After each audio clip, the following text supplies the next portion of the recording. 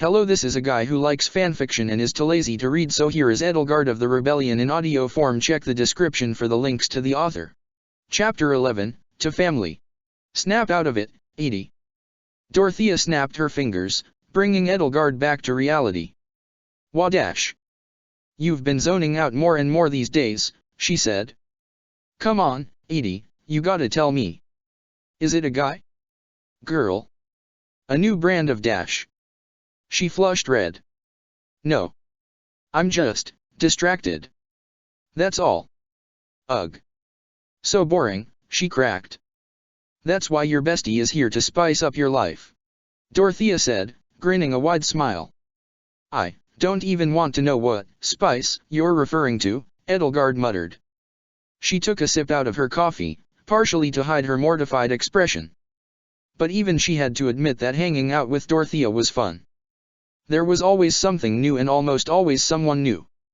Around her, Gareg Mock Cafe bristled with the sound of moving chairs, lively conversation, and a faint melody played through a speaker drowned out by an ocean of noise. It was a busy day, especially since it was a weekend and during lunch hour.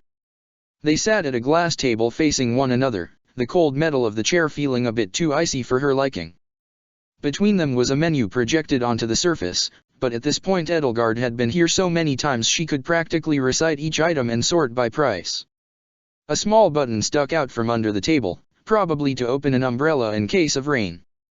She wanted to peer inside the actual cafe and see where her food was, but she couldn't get a good view with just so many people. They were in the outdoor seating area, with a table sized for 4. Next to her was a neatly trimmed hedge, probably artificial, that blocked off the cafe from the sidewalk, and she could see people pass by as they hurried to wherever they needed to go. Waiters slipped between tables precariously balancing plates, politely taking orders and refilling drinks. It was nice having people actually serve her. Some of the cheaper restaurants had been completely automated. But Gareg Mock would probably never automate, because they supposedly did put their workers first. Edelgard was not sure how true that statement was. Then Dorothea suddenly smacked her forehead. Shit. I can't believe I almost forgot, she muttered, an expression of worry spreading across her face. She quickly checked her wrist, tapping a few projected screens before looking up. Close your eyes, Edie. I got something for ya. What? You don't want the surprise to be spoiled, Dorothea teased. Now close your damn eyes already. She internally groaned. It took every ounce of will she had to restrain her instincts and close her eyes. As she shut them, all she could think about was how easy of an ambush this would be. She wanted to slap herself. Go have some fun, Edie. Stop being such a damn buzzkill. The odds of there being an ambush in the middle of Mock District were almost zero. Almost zero. But what if? Open your eyes, said a familiar voice behind her. She whirled around to see who it was, only to lock eyes with the one and only Ingrid Brandel Galatea. Ingrid, she shouted. Ingrid responded in kind with a massive hug, the kind that would probably crush anybody else. The warm embrace of an old friend was enough to make her feel at home, and as they embraced for a few seconds Edelgard felt a bit of the ice around her heart melt slightly. She pulled away first, taking in the sight of her old friend who was none the worse for wear. Ingrid Brandel Galatea stared at her with bright green eyes, her typically dour expression replaced with a dazzling smile. Her once flowing blonde hair had been cut short, and now it fell to around the height of her chin in strands. She had always been a proponent of form over fashion, and now she wore a tailored black jacket over a t-shirt that said Newfoundland Dueling in bright red letters, along with some blue jeans. Ingrid was a showstopper no matter what she wore. Had it been a year since she last saw her in person? More? Edelgard, it's been too long, Ingrid said, as she dragged a chair over to join the table. I know we've called and all, but it's almost like we're back in college now that we're here again. You always did have a flair for the dramatic, mused Edelgard. I'm guessing you asked Dorothea here to surprise me. Dorothea gasped in mock horror. I would never. Ingrid chuckled. I like to make a good first impression. That reminds me, said Edelgard. Weren't you off-world? I was under the impression that you were competing in the Solar Championship. She was referring to the massive competition held every 4 years on the Nemesis, which brought the most athletic and intelligent people from across the system to compete for the chance of glory in various sports and tests of skill. Those who won were bestowed honors from the God Emperor himself, which was the closest thing one could get to a divine blessing. Ingrid was a champion in dueling. Edelgard had watched her carve her way through the lancing category before an injury stifled her rise to the top. But even with a torn muscle she managed to defeat the reigning champion with a clever feint, and Edelgard had cheered so loudly that Ingrid probably would have heard had she not been millions of miles away. Though she returned without a championship, she moved on to conquer other dueling circuits. And from what Ingrid had told her, she had developed a budding talent for equestrian sports. Figures. Dueling was how Edelgard knew her. In university they were sparring partners, with Edelgard's axe against Ingrid's lance. Though they sometimes switched it up, it was always a competition between the two. Edelgard was determined to persevere with her superior strength, and Ingrid was resolved to win with her range advantage. It was true that axes had a bit of an advantage against lances, but at their level of skill the weapon itself barely mattered. Ingrid moved slightly to the side, her lance bloodied yet still dangerously sharp. She had waved her Pegasus off, and it took to the skies as she moved forward on feet through the burning buildings. Smoke filled the air as flames billowed into the sky, and the less she breathed the better. As Edelgard moved in to intercept, the two of them locked eyes.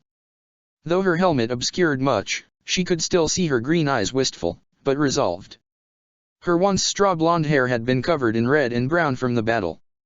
Her armor was modest as a Pegasus knight, but what it lacked in protection it more than made up for in mobility and agility. Emblazoned on her shoulder was the symbol of the Holy Kingdom of Faerghus. Edelgard. Ingrid. She shook her head. Why, you turned your blade against the church. You turned your blade against us. We were friends. I don't wish to kill you, she said quietly. Lay down your arms and surrender. How dare you, Ingrid seethed. After all this, you would dare dash. It was necessary to create a better world, Edelgard said. And I would rather you live to see it. I would rather die than see your twisted vision come to fruition, spat Ingrid. Then we are at an impasse. Edelgard raised her axe, and Ingrid leveled her lance in return. The two stared at one another, daring the other to make a move. A second. Then two. Then three. Then. Edelgard moved first. She made a low feint with her axe and then used all of her strength to bring it upwards in a devastating blow. Ingrid anticipated this, and dodged out of the way with good footwork while responding with her lance in kind. It was all she could do to not get skewered, as it bounced off Edelgard's heavy armor. It would only take a strike or two in the right spot, between the plates, and Ingrid knew that. There was a quick stab, then a flurry of strikes. Edelgard blocked with her axe, hoping to catch a hit with the head of her axe and then parry it away. She caught one, and for one brief moment the two locked weapons. There was something left unsaid between them as they locked eyes, sweat rolling down Edelgard's brow and Ingrid panting heavily. They pushed with all they had, until they had no more to give. Dimly she felt the crest of Ceros in her body activate, forcing Ingrid back as she clenched her teeth. Ingrid braced herself with her right foot and pushed back in response, and a strange symbol flared to life between the two of them. The crest of Daphne. With a flurry of sparks the two separated, the force of their clash pushing each other back a few feet. This was the price of the war. Two women who might have been friends once upon a time, crossing blades for the sake of their honor. Two walked in, and only one would walk out. Fate was cruel like that. Go with Glenn, she thought, as Edelgard rushed forward with her axe to attack one of the few people she cared about in the world. Their weapons clashed once more, and Edelgard wondered if she was cursed to be the one to strike down her friends. Fodlan to Edie, Ingrid said. You there? Oh. Edelgard shook her head. My apologies. I was just reminiscing about our days in university. It was too obvious that she was zoning out, and if it became a problem. She does that sometimes, said Dorothea. It's an endearing quirk. Sorry, she muttered, only half sorry. I was saying that I thought you were off-world. Well, Ingrid admitted, it did get boring winning all the time. So I came back. That can't be it, said Edelgard with a frown. Ingrid's expression did not change one bit. That's really it, she said, trailing off. Well, there's that, and I moved in with my fiancé recently. Fiancé? Asked Dorothea. The one I've been engaged to for years, replied Ingrid. That one? Oh, yeah, like I remember which boy that was, considering you barely ever talked about him unless you were drunk. What's there to say? We're to be married. No ifs, whens, or buts. But I do love him, and that's what matters, isn't it? Said Ingrid, smiling. From what she remembered, Ingrid had been engaged to a man for most of her time in college. After a tournament that Edelgard had won, beating Ingrid in the last round, they went to a party where she finally managed to coax the truth from her rival. Ingrid had been engaged to a childhood friend of hers, as a goodwill gesture between their families. Something about business she wasn't exactly listening to the finer details. Arranged marriages were very uncommon. But there was genuine love between the two, or so Ingrid said, and then they toasted to true love. It didn't come as much of a surprise.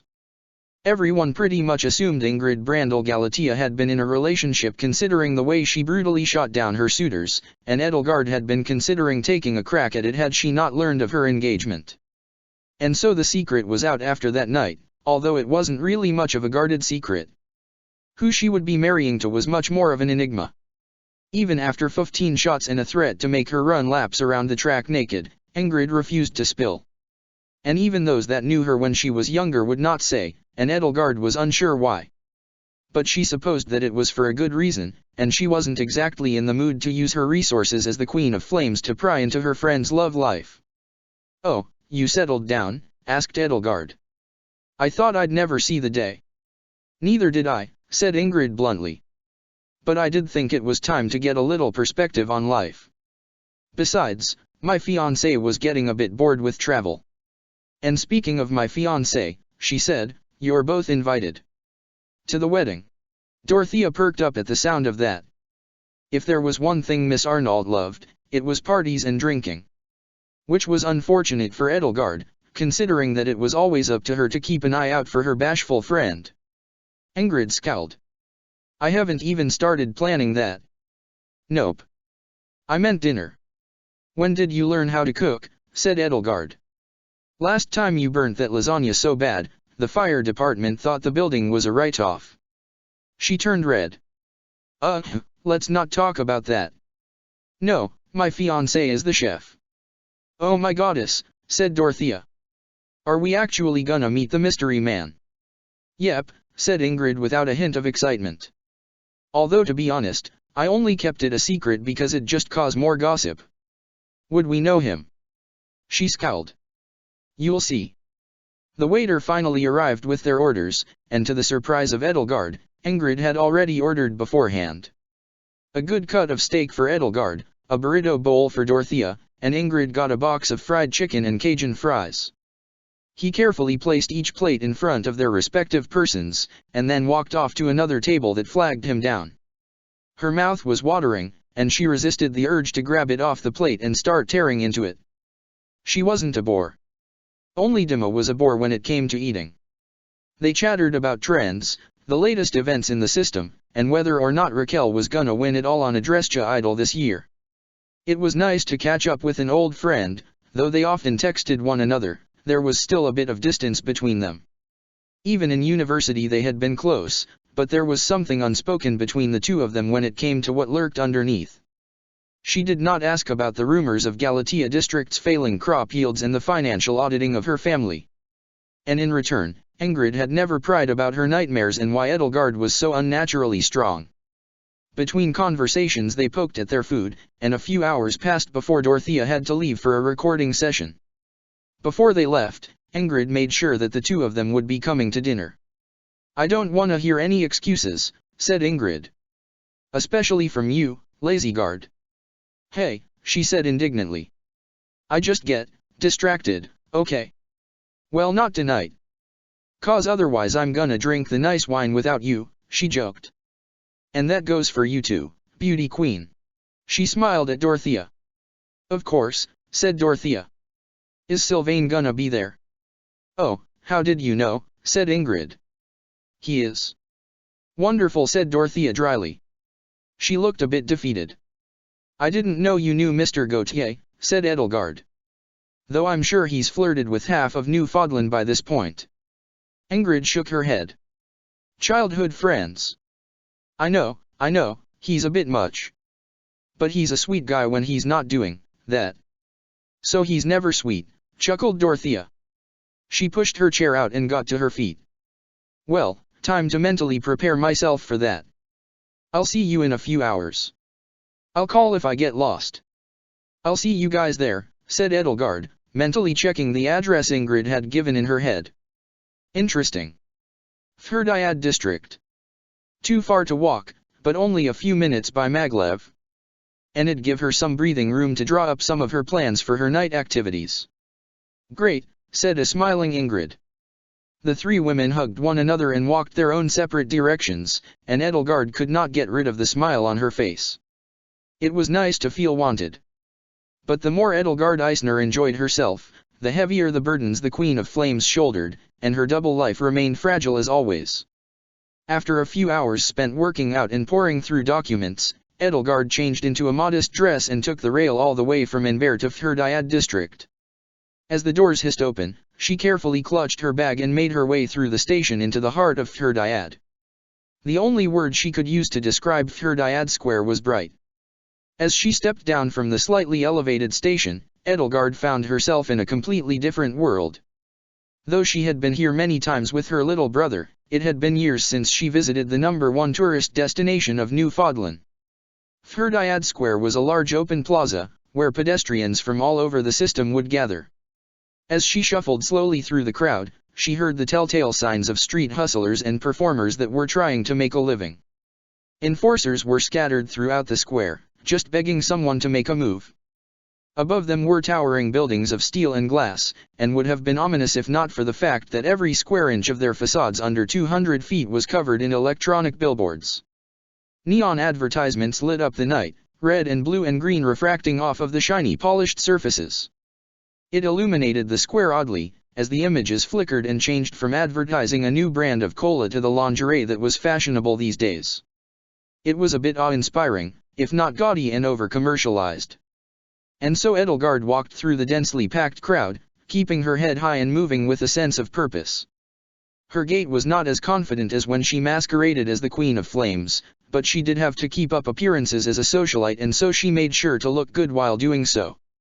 Her stepfather had taught her how to walk, not physically but rather in the sense of how she carried herself. This, Lambert said, is how you walk as if you own the place. His steps were large, his strides long but not too long as to be awkward. His body was completely rigid, and his face remained unmoving. Edelgard tried doing it. She didn't make it 4 steps without bursting out into a giggle when she tried to keep her face straight. Her stepfather smiled. And this, he said, is how you draw attention away from yourself. His posture changed, and he now took quiet but quick steps with his hands in his pockets. His spine was curved downwards as his head pointed toward the ground, but his eyes still looked ahead. It was as if he was a completely different person, and the proud man that Edelgard had known was now something else entirely. But Pa, she said, don't you want to be noticed? It was Pa to her. She had never called Lambert Dad, even if the man that was her dad was now rotting in a cell somewhere. Her mother had remarried after Ionius von Hresvelg was incarcerated, to Lambert Egeit Bladdid, scion of House Bladdid.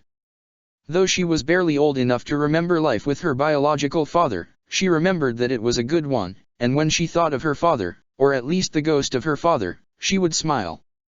It took a year to warm up to her new family, especially when it came with an annoying little brother. But soon she found that Lambert was as good a stepfather as she could ever ask for, and so the moniker Pa stuck. Not always, he said. Sometimes it's better to be unseen, like if I was wanted for something. Or if I was trying to avoid something. Like my father. Oh no, he said. Your father owned up to what he did. But I'm sure you have people you want to avoid sometimes. Like Dimitri when he wants to play. Speaking of which. She heard the sound of footsteps and a voice coming from the foyer. It's time to play race car. There was a thump as her little brother slipped on something, and then the footsteps started up again, this time much more rapid than before. Edelgard's eyes widened. Quick, Pa, how did it go again? She turned around to find that her stepfather was already gone, and as she looked into the hallway she barely caught a hint of a smile on his face as he slinked back into the kitchen. That was the sneaking part, she guessed. She would have to try to sneak up on Dima sometime like that. Go play with your brother, called out Lambert. She sighed. Okay, Edelgard said defeatedly. She was far too tired for this. But, she thought, picking up a little toy car that was by her side, she would always make time for her little brother. Because there would be a day where her brother was little no longer, and she could only dream of playing like they used to. Oh, what she would do to play race car with Dima again. Her holodeck told her that it was a few blocks away from the square. Where the street was once wide open, now it narrowed as it squeezed between two towering buildings. Though this was probably what people considered as a dark alley, every inch was illuminated by a series of lights hanging off of the side of the building to her left. And just to make sure she was safe, an enforcer loitered in the middle, clearly watching something on his visor. He looked up from what was probably a holodrama and gave a quick nod of acknowledgement to her. She returned a smile. Edelgard supposed that enforcers were a necessary evil. In many situations they helped keep the crime rate down, as just their sheer presence managed to dissuade people from doing something they would regret later. It was probably also due to the fact that some of them were just begging for someone to step out of line so they could justify the use of force, and that was a very scary prospect. But most enforcers were just doing their jobs, and wanted to stay out of trouble just as bad as any other resident would. It was the ones that had their hands in the honey pot that were the problem, bending to the will of the corrupt and powerful. She walked through until the alley opened up into another intersection, and after a bit of maneuvering she finally found the entrance to the building she was looking for. Edelgard looked up to find that the building seemed to keep on going up, its shiny glass surface stretching towards the sky. Was this really the right place? She checked her holodeck, and sure enough, it was.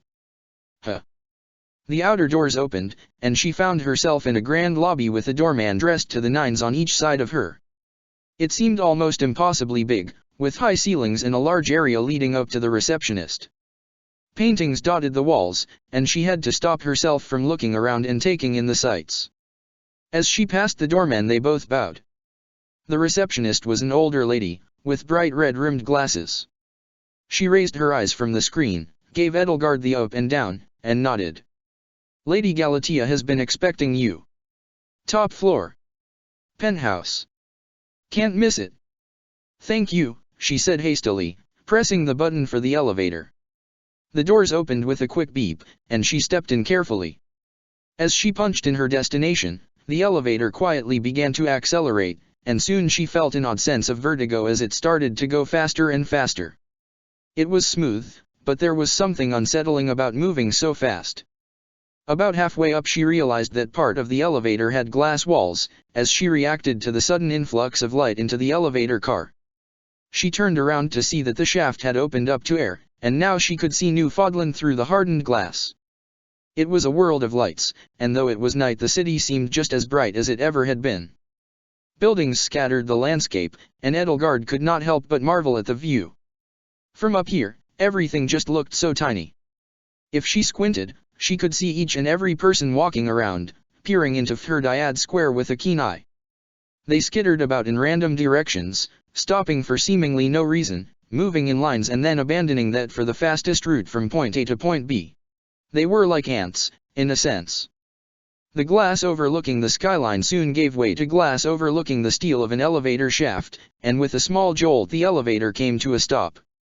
There was a ding, and as she stepped out she nearly ran into Ingrid. "Oh Desh," she said with a gasp, and grabbed Ingrid's shoulders to right herself. "Sorry. That's no way to greet someone," said Ingrid. "And you're late too." "Got caught in traffic," Edelgard said. "Sorry." Ingrid chuckled. "Well anyway, here's my home." She ushered her guest in, and as Edelgard took off her shoes she realized two things. One, it was a very, very, large penthouse, with high ceilings and wide hallways. And two, Ingrid did not exactly come from the wealthiest family. Which meant only one thing. It was no secret that Edelgard was wealthy. But this made her feel downright uncomfortable. From the perfectly polished furniture, to the chandelier hanging in the foyer that was probably more expensive than her house, it was strange. Artwork dotted the walls, and she did not even want to think about how much that was. There was a glass gallery dedicated solely for Ingrid's massive trophy collection, and a collection of pictures to boot. She made a mental note to check that out later. She stepped into the kitchen, which bustled with the sound of cooking and laughter. Sitting at the dining table were Dorothea and Sylvain, clearly engaged in some sort of arm wrestling competition. A couple dishes were on the table already, still steaming from the heat. Behind them were sheer glass windows that gave a breathtaking view of the city, although Edelgard supposed that the elevator spoiled the surprise of the view. The entire kitchen counter was a sleek marble, though it was covered in ingredients. The chef in question was busy handling 2 pans at once, carefully flipping over meat as it sizzled. "Honey, Edelgard's here," shouted Ingrid. The chef turned around, and Edelgard saw a face that she had not been expecting to see here, of all places. The last time they met he had a stern frown on his face, but today he was smiling. He had short purple hair, and a bit of stubble on his well-chiseled jawline. A pink chef's apron, she guessed that was Ingrid's idea of a joke, covered his blue-collared shirt and slacks. With his left he held his spatula, and with his right he extended his hand to shake. "I'm Glenn Frildarius," he said. "I've heard so much about you, Edelgard." It was all Edelgard could do to shake his hand and greet him with the fakest smile etched across her face. It's the enforcer, she thought. The one she had run into earlier when fighting the Death Knight, who would have taken her head had she not used a smoke bomb. The one who was honor-bound by duty to bring her in. There was no way he could have recognized her. But Frildarius. Frildarius. She mentally cursed herself for not realizing when she saw his name tag. Of course. It all made sense now. House Frildarius had been famous for centuries, but during the Unification War it was the heroism of Kifon Frildarius and his oath brother Lug von Bladdid that immortalized them. Since then, the Frildarius family had been famous for producing soldiers and enforcers, and soon grew rich off of a private security firm they ran. That was how Ingrid and Glenn could afford a place like this. No wonder he was an enforcer. It was in the family blood, and Edelgard had no doubt that it was the prestige of his family name that had brought him to the rank of captain. But then again, she doubted that any Frildarius would be slow with a blade, so she supposed merit had at least something to do with it as well.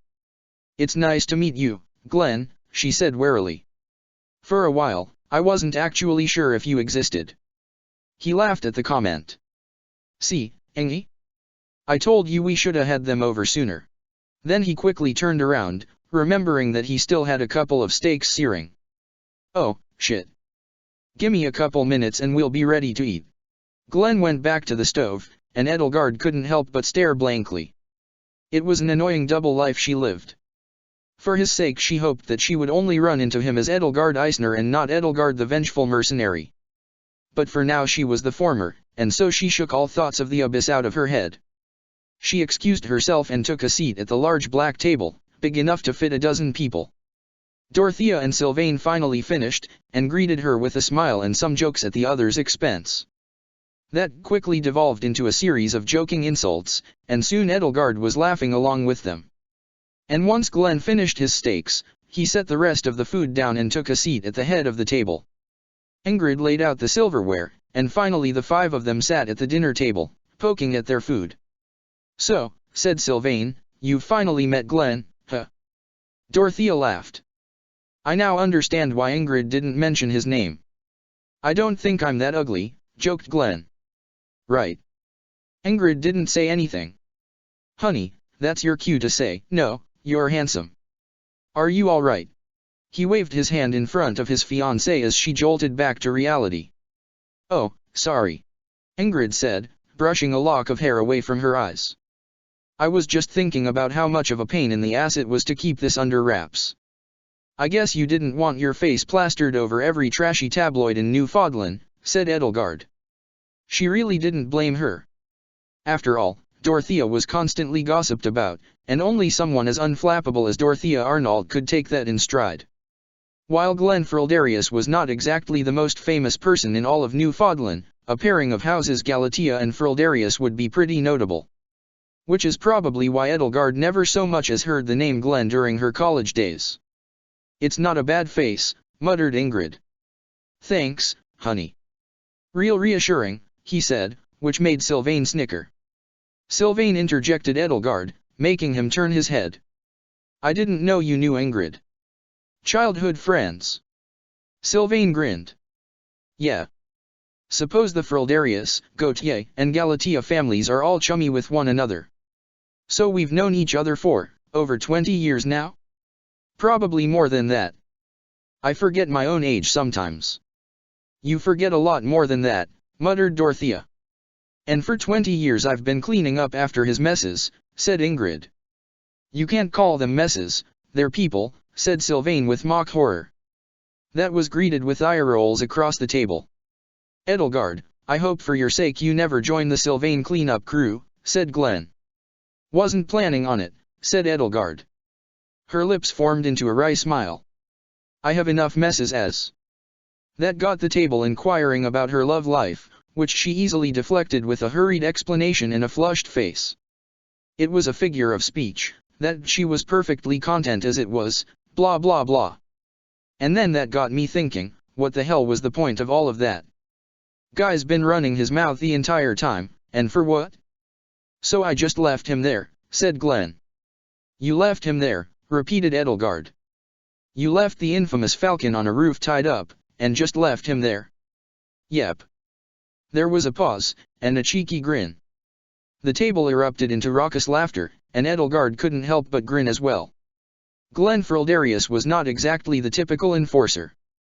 And though she understood little about his true intentions or whether or not his stories were even true, her gut told her that he was in fact a good man. And that made her happy for Ingrid. She was a bit jealous of her friend, but not because of Glen in particular. It was more that she had her life together. Ingrid would soon be Ingrid Brandel Galatea Frildarius, which was a mouthful any way she sliced it. She would start a family, raise them, and grow old with someone by her side. And Edelgard couldn't be happier for her friend. It was just that she didn't see that future ever happening for her. Ingrid returned with a bottle of very expensive wine in one hand, and a dagger in the other. "Timotheos Winery," it said in very ornate gold lettering. From what she remembered, a single bottle probably cost over 10,000 credits, and that was more than what top-end mercs got paid for jobs. And now they were cracking it open like it was a can of cola. In one smooth motion she stabbed the cork, using her dagger as a lever to flick it in the air and off of her blade, and speared it on its way down. "Show off," muttered Edelgard, and the table cheered. Glen produced a series of fancy wine glasses, and Ingrid gingerly poured the red wine into each cup. Edelgard took one in her hand and prepared to toast. "What exactly are we toasting to?" said Dorothea. "Love," said Sylvain. You're so predictable." "Honor," suggested Glen. "Too boring," said Ingrid. "Why not to family?" said Edelgard. That got her a few raised eyebrows. Edelgard had never mentioned her family, unless she was really drunk or she was crying. "What?" she said. "I just thought since we finally met Glen here, it's nice to finally see some of your family, Ingrid." Ingrid's face was blank. But then she nodded, solemnly. "I always thought you of all people never would say family. But you are a sister to me."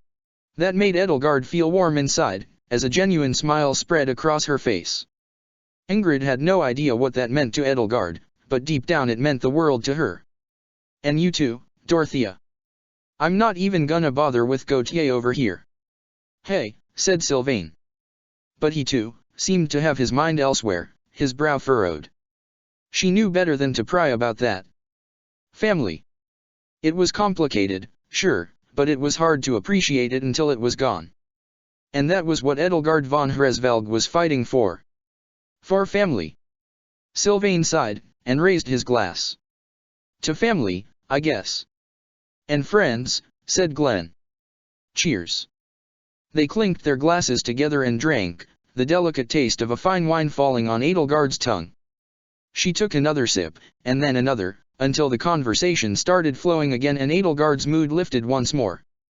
They chatted about inane topics like the recent Bladded space colony, the recent events in the city of the Nis, and whether or not Ingrid could take a bear in a fight. Spoiler, with her cooking she would kill it from the smell alone.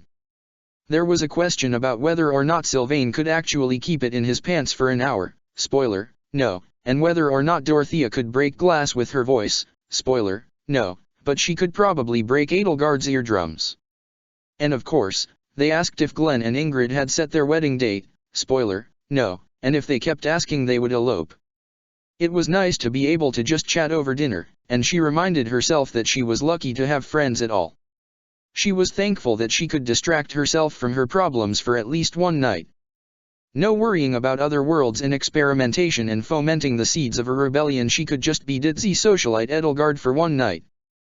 The conversation went on for a while, until Edelgard's holodeck buzzed loudly enough for the table to vibrate. She excused herself much to the chagrin of her companions, and stepped back into the foyer to take the call. "Hello," she said, pressing her hand to the side of her head to project the sound into her ear. It was an unknown number, but that was standard among mercenaries.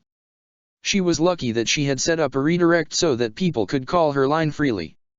"It's me," said a very baritone voice. "Geralt. Are you free tonight?" "Kind of. If this is a proposition I'm killing you," she muttered. He heard a snort over the line. "You wish?" "The usual place, midnight." "I need your help." Edelgard audibly groaned so loud the blade breaker probably heard it from his windows. And this night had been going so well. Chapter 12, The Blade Breaker. Only the glow of the moon illuminated the main pond inside Gronder Park, giving the smooth surface of the water a silvery shine. Barely a soul stirred in the darkness, and the park was silent except for the sound of a cool night wind blowing. Edelgard leaned upon the railing of the red footbridge, the wooden planks creaking gently as she shifted her weight. She stared across the vast expanse of the pond and the forests beyond it. But if she was looking for anything in particular she would be disappointed, finding nothing but water and darkness. She heard footsteps coming, the heavy thud of combat boots echoing in the distance. There was a crunch as the boots met a pile of leaves and continued thudding toward her. Then she felt the footsteps as the bridge shook ever so slightly with each step, until it came to a stop right next to her. The figure leaned in on the railing alongside her, and in her peripheral vision she could feel the steady presence of Geralt the Blade Breaker. "Sightseeing, Miss Flames," he said. His voice was baritone and rugged, probably after years of combat and shouting. It was oddly comforting, but Geralt himself was anything but that. "Just taking it all in," Edelgard replied. She had returned home to grab her bike and her heavier armor, along with her combat helmet to hide her true identity. And though all she wanted to do was take a bath and let her eyes close, only the sense of duty brought her all the way to Gronder to meet with him. "Ah." He leaned over the railing, as if to take a closer look. She still did not look directly at him, still gazing out into the horizon. "Well, I'm going to be blunt," he said. "The Blade Breakers have found a huge smuggling op. Thought I could use the extra muscle." "I don't think it concerns me if drop or shimmer is being traded," Edelgard said. "That petty street stuff should be beneath us. Beneath both of us. It's not the usual street shit." "Then what is it?" "Heaven." Heaven was the most dangerous drug in all of Newfoundland. It was so dangerous that a blanket order was issued to enforcers to execute any user on site, and dealers were reportedly tortured to find the source of the drug. Most of the street-level dealers wouldn't dare sell to customers both out of fear of retribution and out of a moral obligation, because almost nobody could stomach doing something that terrible. Most people assumed heaven was just a pure narcotic that turned people from members of society to empty husks that could barely even speak. But the truth was in fact much, much worse. She took a deep breath and turned to face Geralt. His short blonde hair and scruffy beard gave him a rugged look, and the facial scars etched into his flesh did not make him any less intimidating. He always had a hard look on his face, and she wondered when the last time he smiled was. He wore a brown fur coat that went down to his knees, with thin black body armor underneath. Though he wasn't carrying his sword, she could see the small hint of a blade poking out from his waistband. "I see," she murmured. "You were right to call me." "Of course." He stood to his full height, and though she had already been looking up at him, Geralt now towered over her. The Blade Breaker did bear a passing resemblance to the God Emperor in stature, although his eyes lacked the ferocity and cruelty that the latter had. Instead, his amber eyes carried only a quiet sadness, and a grimace was permanently etched onto his face. It was the sadness of a man who had lost everything. "You're a bit short for a sellsword." She scoffed at that. "And you're a bit old. Guess that makes us even." The man in front of her introduced himself as Geralt, reaching out his large calloused hand out to shake. Edelgard took it gingerly, and gripped hard enough that he reacted slightly to how firm her handshake was. "I go by many names," she said. "But you already knew that. I heard about the rumors, the woman who took on half a platoon and came out with not so much as a scratch. Some of my men think you're a demon." "Not a very nice thing to say about a lady," she chided. He pulled out a flask of liquor out of his coat. "Drink." She reached out and grabbed it, taking a small swig but raising it awkwardly above her head in the process. She swallowed, and resisted the urge to spit it out, coughing. "Goddess! This is vile," she croaked. "You get used to it." He took the flask back and took his own swig out of it. "So, are you in?" "You know," Edelgard said, "you're supposed to tell me the mission first. I thought mercenaries did anything for a bucket of credits. Is that not true? I don't deal in innocents and children. And I reserve the right to say no if I'm not comfortable doing it." Geralt frowned. "I suppose you're not simply in it for the money." "No. And neither are you." The man known as the Blade Breaker had been around for over 100 years. Stories of the greatest mercenary that ever lived were abundant both above and below ground, citing his unparalleled heroism and strength. They said that he cleaved a mountain in half to save a poor boy who had run away from his captors. They said that he once snapped an energy blade with his bare hands without flinching in the process. And they said that any blade that met his massive sword would shatter into 1,000,000 pieces. Only half of those were true. After all, he and his mercenaries were called the Blade Breakers for a reason. But what she did know was that 30 and some odd years ago he left leadership of his mercenary troop to his lieutenant and vanished. Some say he traveled off-world to find a new battle to fight. Others said that he finally settled down somewhere and found the family of his dreams. Whatever the reason was, a few years ago the Blade Breaker resurfaced with a new series of scars on his body, along with scars in his mind that would never heal. When asked about what had happened, every single time his only words were a simple affirmation. "I will find her." Rumors surrounded his return, and soon he took back command of his old mercenary troop without much disagreement. Few were willing to challenge the legendary Geralt, and even fewer were willing to die by his blade. Now he spent his days fighting through enforcers and other mercenaries alike, and drinking the rest of his time away as he racked up more bar tabs than any other person in history. So when he had contacted Edelgard for a rendezvous, she graciously accepted. Though she had not solidified her reputation as the Queen of Flames yet, rumors swirled about the axe-wielding woman who tore through soldiers like tissue paper. Word traveled fast, and no doubt the Blade Breaker wanted to see if she was truly the warrior the rumors claimed her to be. Geralt paused, taken aback by her statement. He took another swig of his flask, wiping off the liquid on his lips before speaking once more. "Yes. I have reason to fight. And you would have reason to fight as part of the Blade Breakers. You want me to fight for you?" "Exactly." The two looked at each other, Geralt's eyes dimly staring at the visor of her helmet. "I have pledged myself to vengeance, one that I must walk alone," she said quietly.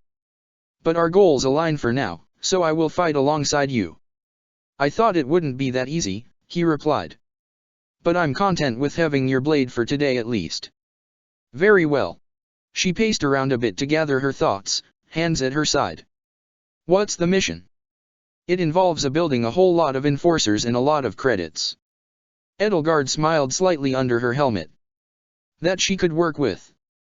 It had been quite a few years since that day, and by now Geralt and Edelgard were well acquainted with one another. And though few of their missions had gone awry, he was no closer to the mysterious woman he was looking for. At this point she no longer bothered to mention the price of her services. The customary deposit was in her account after the end of every mission, and she did not speak a word of it. The same went for when the Blade Breaker accompanied her team on more difficult assaults, though only the goddess knew how much money he needed to pay off his crippling alcoholism. Still, no matter how drunk he got, Geralt still barely talked about the family that he supposedly had once upon a time. And though he did pry in return about the Queen of Flames, Edelgard never once took the mask off, and instead expressed a common sentiment of regret and loss. It was a somber affair any time Geralt had too much to drink. Weaker men might have gotten loose with their tongue, reveal their lecherous inner thoughts, or become rowdy enough to start a bar fight. But Geralt?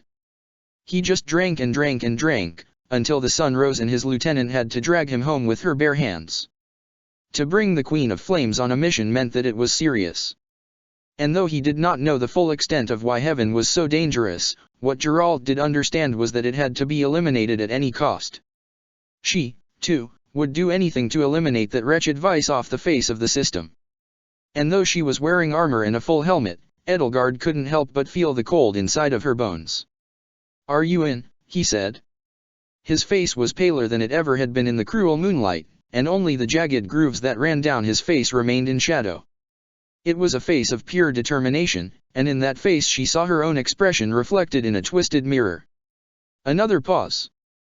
Then she gave a curt nod. "When do we start?" The ride was long and uneventful through the darkness, as the two streaked through the silent night. Through the abandoned highway they raced faster than any human could feasibly drive at it, accelerating until the computer took control so that they wouldn't crash into a railing. Neither of their headlights were on. Geralt used a mounted night vision eye patch, and Edelgard used her visor to peer into the darkness. All she could see were green outlines and terrain lines etched into the pitch black of the night. They peeled off the exit, soaring off of an exit ramp that had been previously closed off onto an abandoned road. Though they had been driving for about an hour, Edelgard felt invigorated as she took back manual control, feeling the wind against her as she leaned into each turn. Riding was therapeutic, though sometimes she missed having wheels on the ground. There was a certain adrenaline rush that she got from moving fast that couldn't be replicated anywhere else. Soon Geralt made a series of turns off the beaten path, and Edelgard followed through the forest towards what seemed to be a small encampment of people. They weren't exactly stealthy, as Geralt's old motorcycle tore through the forest floor with the ferocity of a wild animal. Still, nobody stirred, because they were seemingly in the middle of nowhere. The forest opened up to a small encampment in a clearing, with an assortment of vehicles and crates. Soldiers paced around a small bonfire, and a series of temporary communication units had been set up. He pulled his motorcycle into a stop, parking it with the rest of the APCs and trucks. Edelgard followed, nudging it into place as her landing gear engaged and her hoverbike gently lowered onto the ground. She jumped off her seat, landing on the dirt in a small cloud of dust. Geralt motioned her to move toward the rest of the mercenaries, but they made little headway before they were intercepted by an energetic woman with orange short hair. Leone Pinelli stood there in rusted gunmetal armor and a scuffed leather jacket, appraising the two of them. She served as the counterpart to the stoic Geralt, always looking to one-up her captain through feats of heroism, or as the latter liked to call it, sheer stupidity. She nodded at her leader, who gave her a curt nod in reply, and reached out to greet Edelgard in classic Pinelli fashion. She reached her hand out, and Edelgard firmly clasped it and bumped their shoulders together. "How long has it been, Queen?" "A month or so," she said. "More or less," she replied. "Well, I'm glad you're here. There's way too much testosterone without you," she said as she flicked her eyes back to the rest of the camp. "Bunch of idiots. You're not the only woman in the Blade Breakers. Far from it. Yeah, but it's hard to get them to unwind with a hard-ass like me as their lieutenant." According to a drunk Leone, it was Geralt who had saved her life, as one fateful night her superiors left a lone soldier out to dry in a hostile environment. Her hometown was left to burn at the hands of mercenaries, only for the Blade Breaker to pass by in one of his legendary hangovers. The two of them held off an entire mercenary company for 2 days and nights before Geralt collapsed from exhaustion, and Leone dragged him out of there with what little strength she had left. From that moment on, Leone pledged her life to the Blade Breaker and his mercenary troop, and handed in her letters of resignation to the magistrate 2 days later. Edelgard shook her head. "Figures. What's the play?" Leone pointed off into the distance, outside of the forest and towards civilization. She could see the tops of buildings peeking out above the trees, still well lit despite the fact that it was 2 in the morning. They were in the southwest quadrant of Konand district, which was an industrial district that lay on the edge of a large artificial forest. Workers would file into factories to oversee the production of some of the most complex items mankind could create, keeping assembly machines well-oiled and maintained. Though automation had taken the jobs of most factory workers a while ago, some of the more intricate tasks still required human hands. Those were often found here, though many factories remained off the books. One of those buildings isn't just a factory. Can't see it from here, Leonie said as she tapped her wrist to pull up a map of the area, but here's the target. She held out her left wrist to reveal a holographic map, with a red X marked northeast of their current location. With her right hand she tapped a few dots and then pinched outwards to reveal the building's schematics in a series of blue projected lines. Edelgard leaned in to take a closer look. The building is a factory by day, but at night, there are far too many trucks going in and out to be a simple manufacturing facility. A few red arrows pointing to and from the building blinked as to emphasize her point. So we sent a drone in to investigate, and before it was shot down we managed to figure out that it was carrying some kind of drug. Huh, said Edelgard. How'd you find the place, anyway? A mysterious benefactor asked us to guard shipments to and from a building. He wasn't budging on the rate, so we decided to decline the offer but retain the location. Leonie shrugged. Shitty negotiator. Not my problem. So who else took the contract? A private military contractor, she replied. So a merc company, noted Edelgard dryly. They're not really the same thing. The only thing separating us from them is that they get a fancy sanction from the magistrate, scoffed Edelgard. That, and we have a moral code. Leonie rolled her eyes. Sure. Regardless, it's crawling up to the knees with soldiers. Of course. So, what's in it for the blade breakers? Oh, we're going to raid the building for everything else, she said. But the drugs? Geralt was adamant that they be burned until nothing was left. Did you know it was heaven they were peddling? Leonie's eye twitched a little. Considering all the rumors of drug zombies in the area? Didn't take a genius to figure that one out. That, and the sparkly colors in the vial. Zombies. That was too kind of a moniker for what happened when people ran out of heaven to take and went into withdrawal. So it's a charity run. If you say so, grinned Leonie. And those sons of bitches are gonna get what's coming to them, too. Do you need more men? I can always dash. Leonie cut her off. Nah, we have the muscle. Right here, she said, flexing her well-toned biceps jokingly. Besides, after that Remire job I heard about. Give your boys a bit of a rest, eh? Edelgard was glad she was wearing a helmet, because she felt the blood rush to her face whenever Remire was so much as mentioned. She face-palmed, or at least did her best to do so through a helmet. Does everyone know? Oh come on. It's not on the news but it's sure on everyone's tongues, she said, laughing. You took down a giant robot, your team raided a magistrate loot bunker, blah blah blah. The Queen of Flames does it once again. What's there not to talk about? She was about to reply that the loot it contained came at a steep price, and there definitely wasn't just loot lurking down in that accursed bunker. But she bit back her sharp reply, and so instead Edelgard simply shook her head. It was a night. Was a night indeed, agreed Leonie. But I'm gonna guess you gave them a rest. Of course. But why don't I get one? Leonie punched her playfully in the arm. I didn't think the Queen of Flames needed rest. Or at least that's what Geralt says. But anyway, she said, let's get this mission started. She turned to move toward the rest of her soldiers, and Edelgard scanned the camp for the captain before finding him checking a couple of boxes. Geralt had been taking stock of his supplies and checking his men before they headed into battle. His presence was stern, but from what she knew he wasn't a cruel captain. He did run a tight ship though, and so all his soldiers stood at attention when greeted with the sight of their leader, before readying their gear for combat. A couple of operators were hunched over the portable setup they had, which was a folding hollow table that projected images of the raid into 3D space. With frantic gestures and some button presses on the console below, they would be the guiding voice that led these men to victory. Support was the backbone of a good army. Military leaders in the past tended to underestimate the importance of clear communication and perfect information.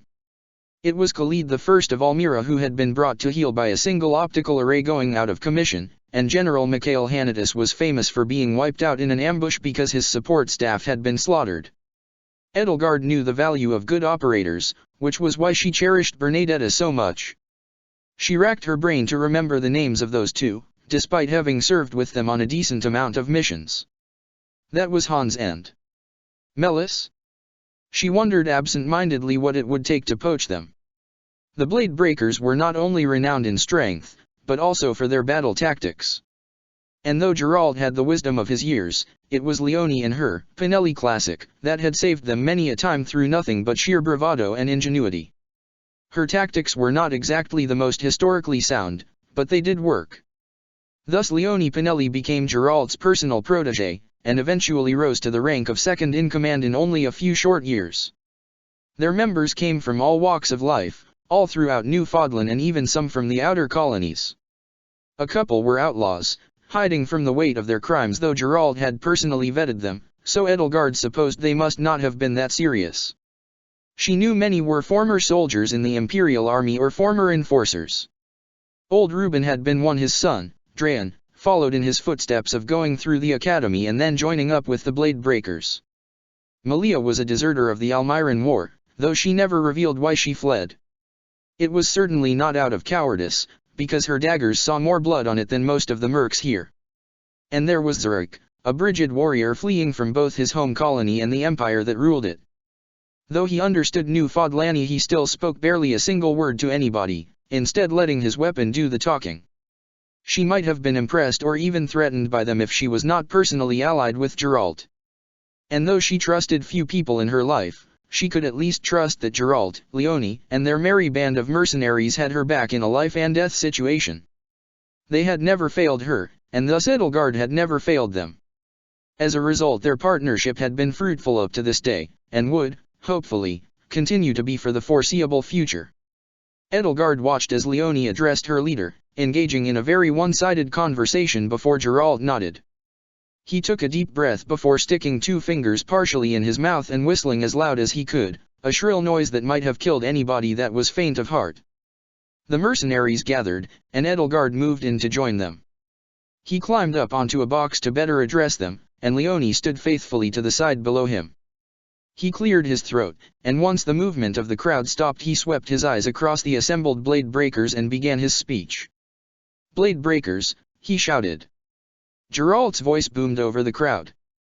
"If you don't know why we're here, pull your head out of your ass and pay attention." Though there was a small movement of mirth in the crowd, no one dared to laugh out loud. Heaven is the most dangerous drug in Newfoundland. Goddess knows how many fucking people it's killed. Every time the magistrate promises to crack down on it, a little slips through the cracks. And we've found that little bit. Right over there. He jabbed an angry finger at the building in question. We're gonna burn the whole op down to the ground. Kill every crook bastard in there, and stop the spread of heaven in our city. He paused for a second, and slipped into what Edelgard could only describe as a hint of a smile. And you're allowed to take anything valuable. The men cheered for a bit, which was oddly synchronized. Edelgard wasn't exactly in a cheering mood, but she had to admit that the Blade Breakers could be a fun bunch sometimes. And of course they were excited. In the missions that she ran with them, they rarely ever took more than they needed to avoid suspicion.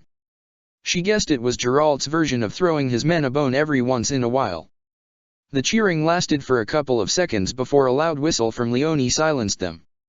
Now the focus switched to Leonie, who didn't need to stand on a box to make her presence known. Her voice could only be described as somewhere between enthusiastic and loud, and as a result she wasn't exactly known for her stealth. She pulled up the same hologram on her wrist that she had shown Edelgard before, as the projection shimmered brightly in the darkness of the night. Team 1 is with the captain. You're going to make a frontal assault through the main doors. Your job is to clear a path for Team 2. She moved the projection upwards to reveal a basement layer, though much of it was obfuscated by line noise. Team 2 is with me, entering through a hidden basement service tunnel. We're on torch and burn duty. Anything so much as smells like drugs, you have full permission to destroy it. Couple of you are on extermination duty. Make sure nothing gets out. 2 men in full body rad armor nodded.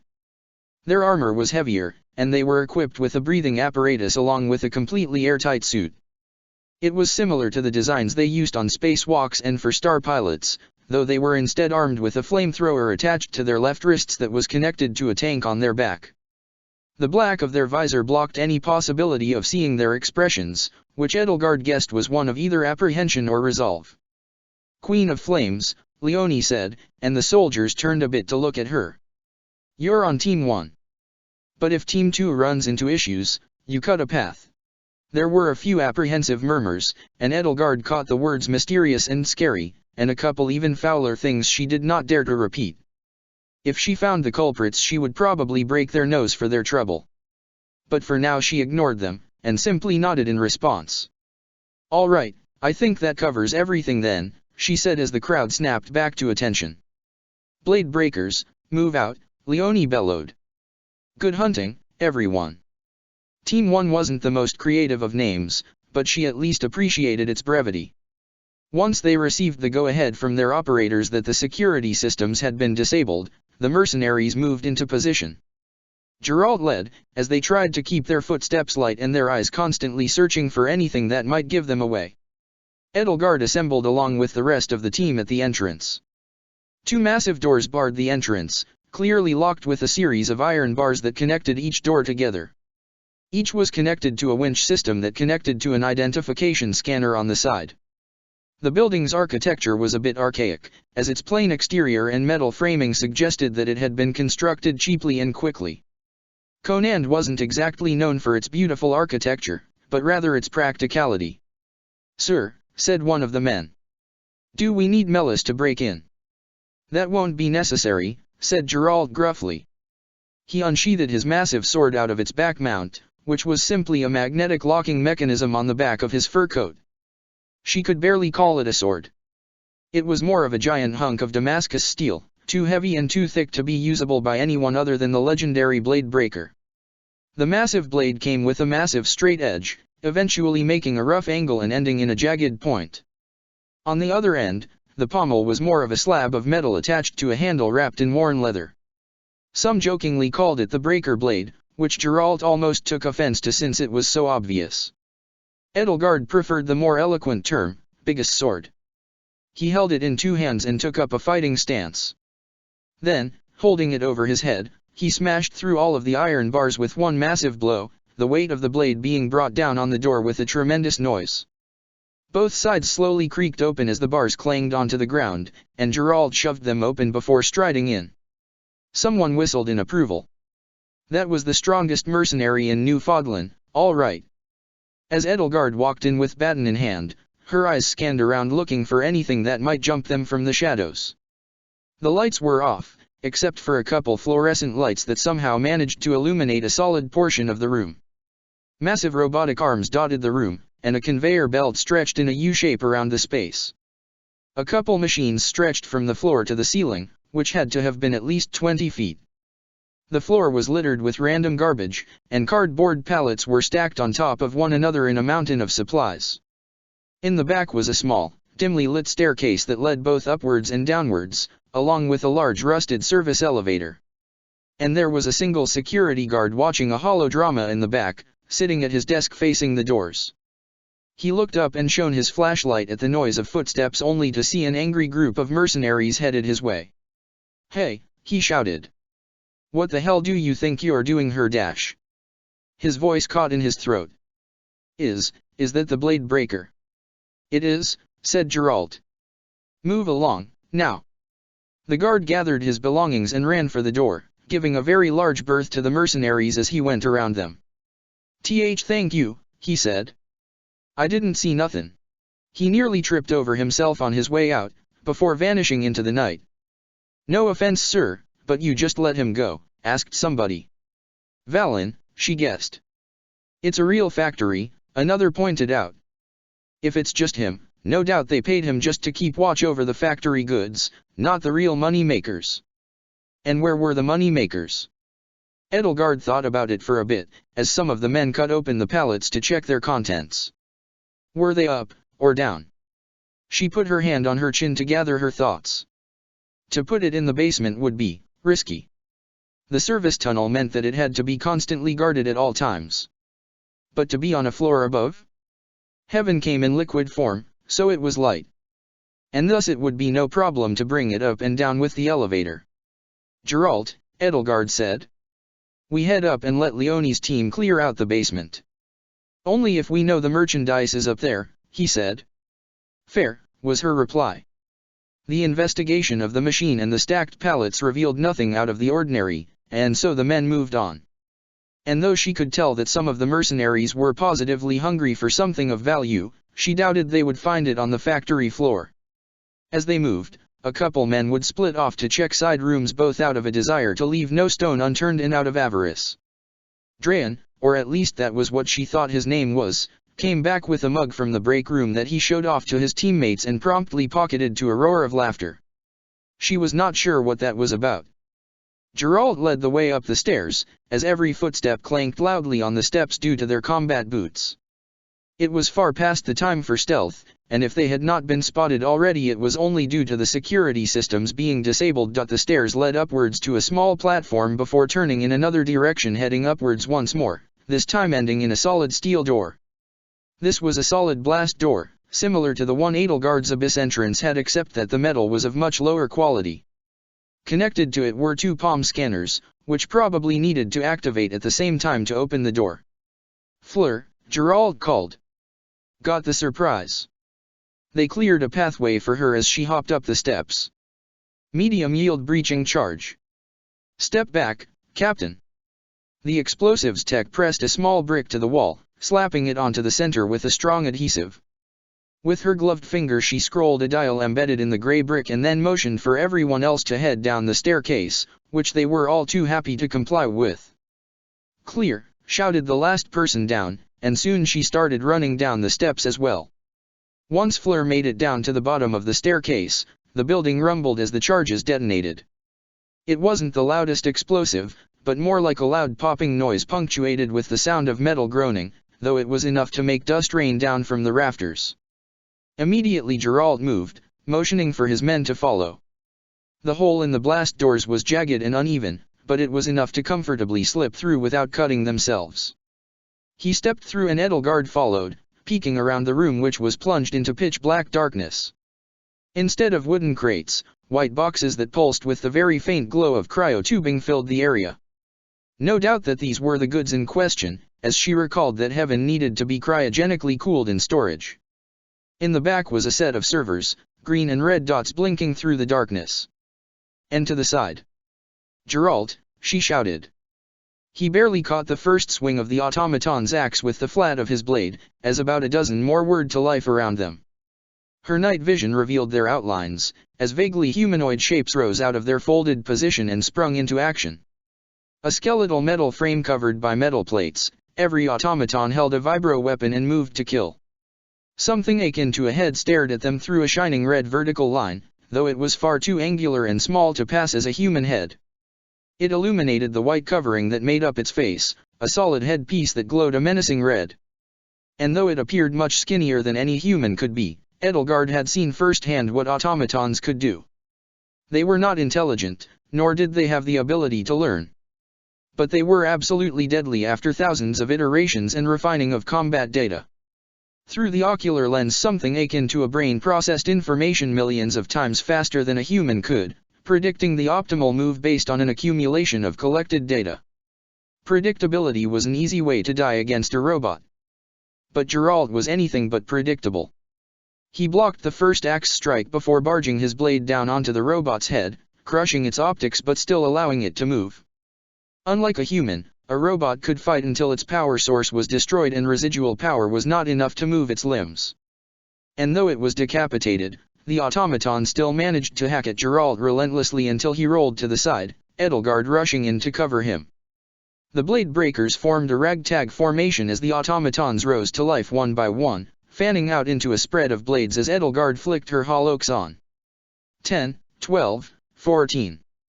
By her estimate there were about 40 flickering lights in the darkness, each robot carrying a vibroweapon of some sort.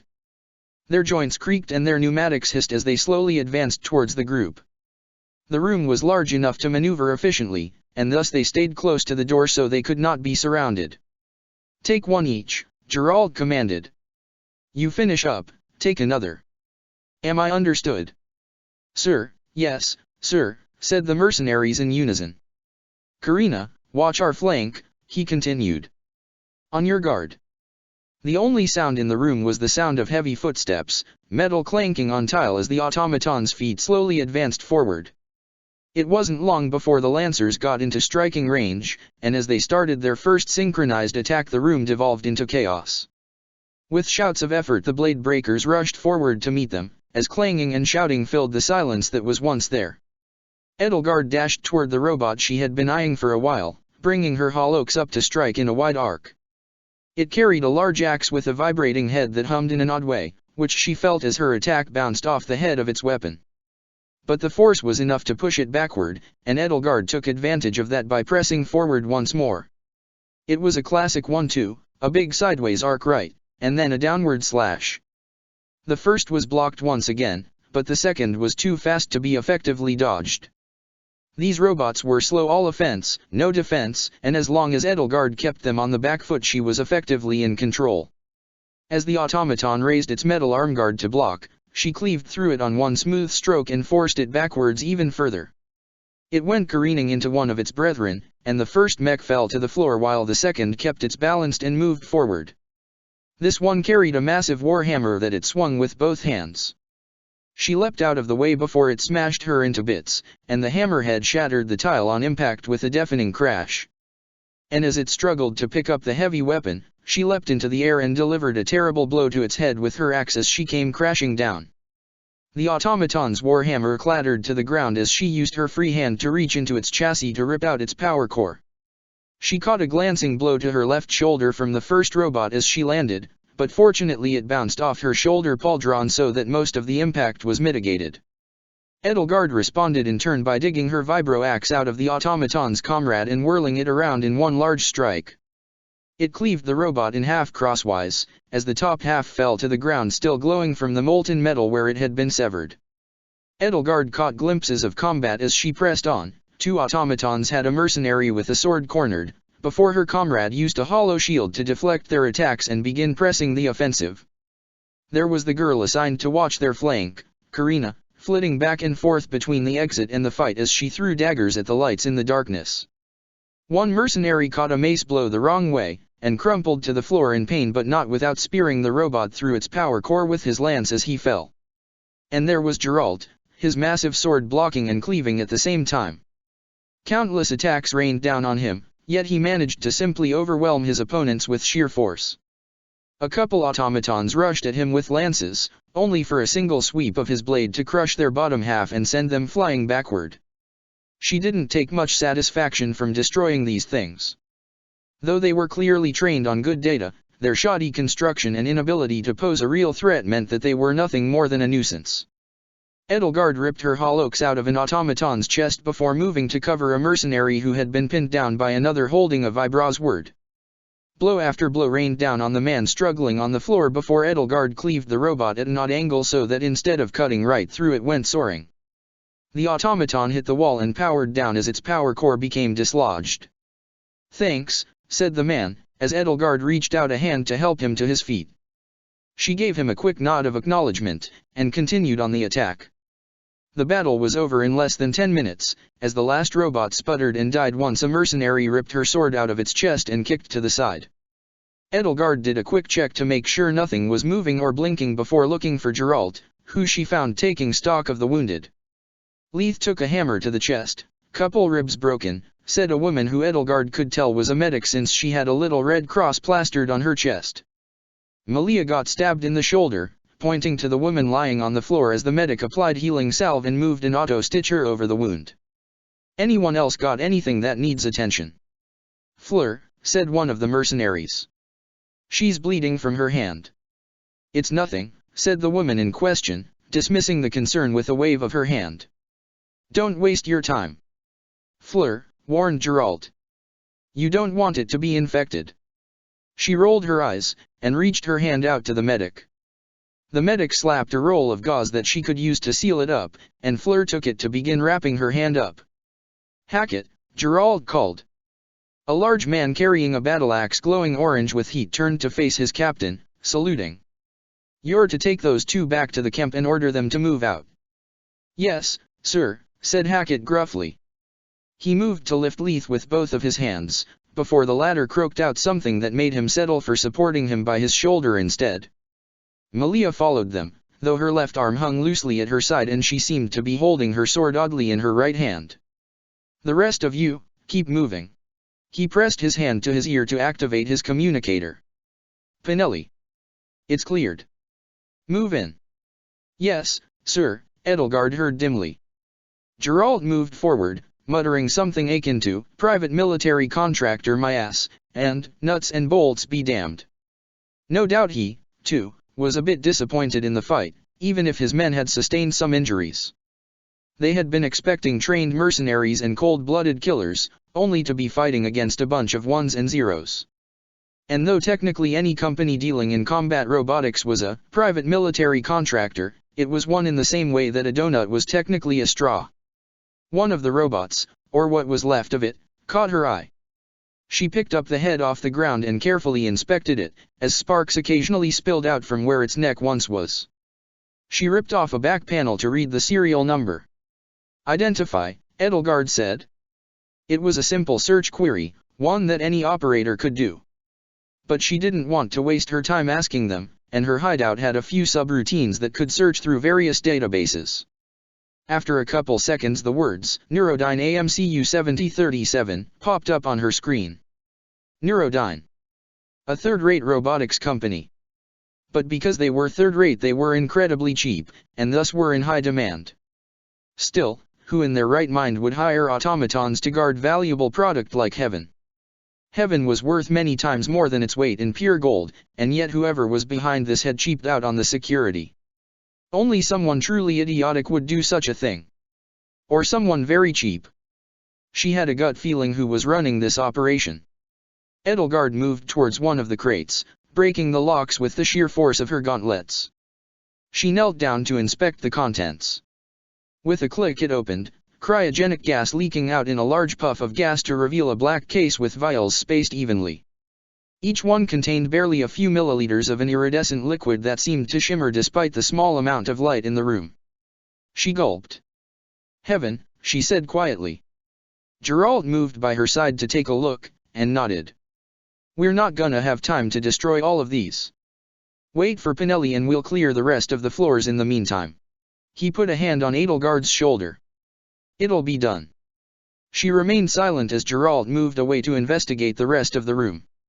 With a flourish of her hand, she produced a small explosive device from her belt and stuck it to the side of the crate. Then she got to her feet and did the same to a couple more that were beside it, before pretending to investigate the other crates. Boss. There's a computer here, said a voice. Geralt leaned in towards an old computer monitor, punching in a few commands on the keyboard. But before they had time to react, a red light above the screen turned on and a face flickered into view on the screen. Status report, said the voice. Status report. The face was rat-like, with a narrow nose and chin. A blonde handlebar mustache sat on his pursed lips, and she could guess that it was doing him no favors for his appearance. There was something about his perfectly groomed eyebrows and his perfectly combed blonde hair that made Edelgard want to punch him. Son of a bitch, said Geralt. That's Governor Akiran. And who are you supposed to be, said the governor. The voice was refined and posh, almost as if it was an exaggerated old Leicester accent. You piece of shit, he growled. A governor, involved in the drug trade. And of fucking Heaven, no less. I suppose a ruffian like you would not understand the mindset it takes to make money, Akiran said. Money drives all the world. I care not how it is made, just how much. Edelgard strode toward the monitor, gently moving Geralt out of the way. He gave her a withering look, but did not say anything. The weather vane, she said, as she stared into the camera hoping that it would burn a hole through his skull. She knew exactly who he was. He was called that because, whichever way the wind blew, the weather vane blew as well. Cornelius Acheron would side with whoever he could to rise up on the ladder of society, and then promptly leave them out to rot once he got what he needed. He had no guiding principles nor morals, except for one: he valued his own skin over all else. Claude had once called him the greediest son of a bitch in Newfoundland, lording over Conand district like it was his fiefdom. Which technically it was, but a governor was meant to protect his people, not squeeze every last drop of money out of them. Acheron was squeezing blood out of a stone. He had been governor for what, 5 years or so? Conand district had not improved in any way. In fact, it had grown worse. He was a hated man even amongst his own men, with his only saving grace being that he was still in favor with the magistrate. And now, with confirmation that he was actively involved in the distribution of the most dangerous drug in Newfoundland, the Queen of Flames now had a casus belli. The governor's face turned red. "Do not call me that. You will die for your crimes," Edelgard declared. He chuckled arrogantly. "And you think your band of petty thieves can get me? Shut down one of my factories, yes. But the head of the snake? It remains alive." She was seeing red. Everything was red. She wanted to punch the monitor and rip his sniveling weasel head off, before leaving it on the steps of the magistrate's court. She wanted to reach into his chest and crush his heart with her bare hands. But through a screen, she could do nothing but seethe. These were the despicable nobles that led Newfoundland, who soared through on family prestige and never worked a day in their life. They would do anything to keep their position in high society, even if it meant crushing those underneath them. Their wealth was born off the blood of innocents, a tool of oppression just like the magistrate was. It was exactly what Edelgard was fighting for. She had been taking petty jobs and raiding random supply convoys for years. Edelgard had been searching for the answers for the roiling trauma in her heart, an explanation to the strange memories that filled her head. But her real calling was to rip the sickness of Newfoundland out by the roots. From the day Edelgard von Hresvelg died and the Queen of Flames was born, she had searched for an answer. And now she understood. Edelgard would become more than a mercenary. She would become a rebel. And it all started with the head of the governor of Conand district. Mark my words, Acheron. No matter where you are, no matter who is there to protect you, I will find you. And know that I will tear your head from your shoulders. You will answer for your crimes, and the dead will have their tribute. She blinked. Where had that come from? It seemed oddly familiar. I swear it on my dead family, and on the lives of everyone who you have killed in your pursuit of greed, she declared. Death will be no small mercy for what I am about to do to you. Acheron blinked dimly, recoiling a little in horror. Then he regained his composure, as he straightened out his necktie and rose back to his full stature. A tall order, for a dead woman, he screeched, fumbling for something in his coat. The call cut out, and the rapid blinking of the red light evoked a feeling of dread before she realized exactly what was going on. She quickly moved to grab Geralt and push him out of the way, before the computer exploded where she had just been moments ago. Glass shards shot across the room, and a couple embedded into the softer parts of her armor. Geralt grimaced as a couple struck his hand, but it was nothing too major. She brushed herself off and helped the blade breaker to his feet. The comm line crackled. Incoming. Enforcers are landing on the top floor. On Edelgard's visor, red dots appeared as the telltale signs of enemy IFF tags, though they were faded out due to the difference in altitude. It would give them a bit of time to escape, but... Another comm line opened up, this time from Leone. Captain. We're surrounded in the basement. They're, like zombies. She bit back a curse. Geralt, on the other hand, swore like a sailor. What do we do, Captain? Said one of the mercenaries. He gritted his teeth, eyes flitting over to the crates filled with vials of heaven, tantalizing yet more evil than anything he could conjure up. But then he sighed. First, we get the fuck out of here. Then we wing it. The mercenaries moved in a quick sprint for the staircase, and Edelgard followed. Chapter 13, Ruptured Heaven. If there was one thing the blade breakers were good at other than fighting, it was hightailing it out of the shitty situations that they found themselves in. That was the difference between Edelgard and them. She almost always took the fight, which Geralt said would probably be her undoing. She supposed that not everyone was blessed with super strength and a fervent bloodlust, and thus would prefer the cleaner route of simply fleeing. But tonight she most certainly was not about to stay behind and fight. The thunderous noise of several dozen boots stomped down the metal staircase, with Edelgard herself leading the charge toward the basement. She snuck a glance toward the entrance to the factory, half expecting a squadron of enforcers to burst through the already broken double doors. It needed to be blocked off before the authorities figured out it was faster to head in that way. "What are you doing?" shouted Geralt, as she broke off from the main group and bolted for the double doors. Blocking the entrance, she yelled back. He nodded grimly, and brought up the rear as they descended further down. They were winging it, she assumed. About 10 feet to the left of the double doors was a large piece of machinery, its once bright yellow paint now faded to a dull beige. Rows of stamping heads were arranged neatly, probably for the sole purpose of etching circuits and masse. A complicated array of wires and piping connected it to the rest of the factory, and she noticed it was not anchored to the floor like it should have been. And though it was about the size of a very small vehicle, it was probably much heavier due to being mostly metal. It probably wouldn't hold up to an enforcer's blade for very long, but it would do as a temporary barricade. Edelgard sized up the machine, flicking out her holox to illuminate its side in an ethereal red. With a quick slash she severed the bundle of wires that served as its lifeline to the factory's utilities, along with cleaving right through the assembly line that brought it to the next machine. Squeezing between the wall and its side, Edelgard wormed her way to the back and rubbed her gloves together. With two hands firmly placed on the side facing away from the door, she brought her left leg into a kneeling position and planted the other into the floor behind her. Edelgard felt her combat boots dig into the concrete, looking for grip as she began to push with all her might.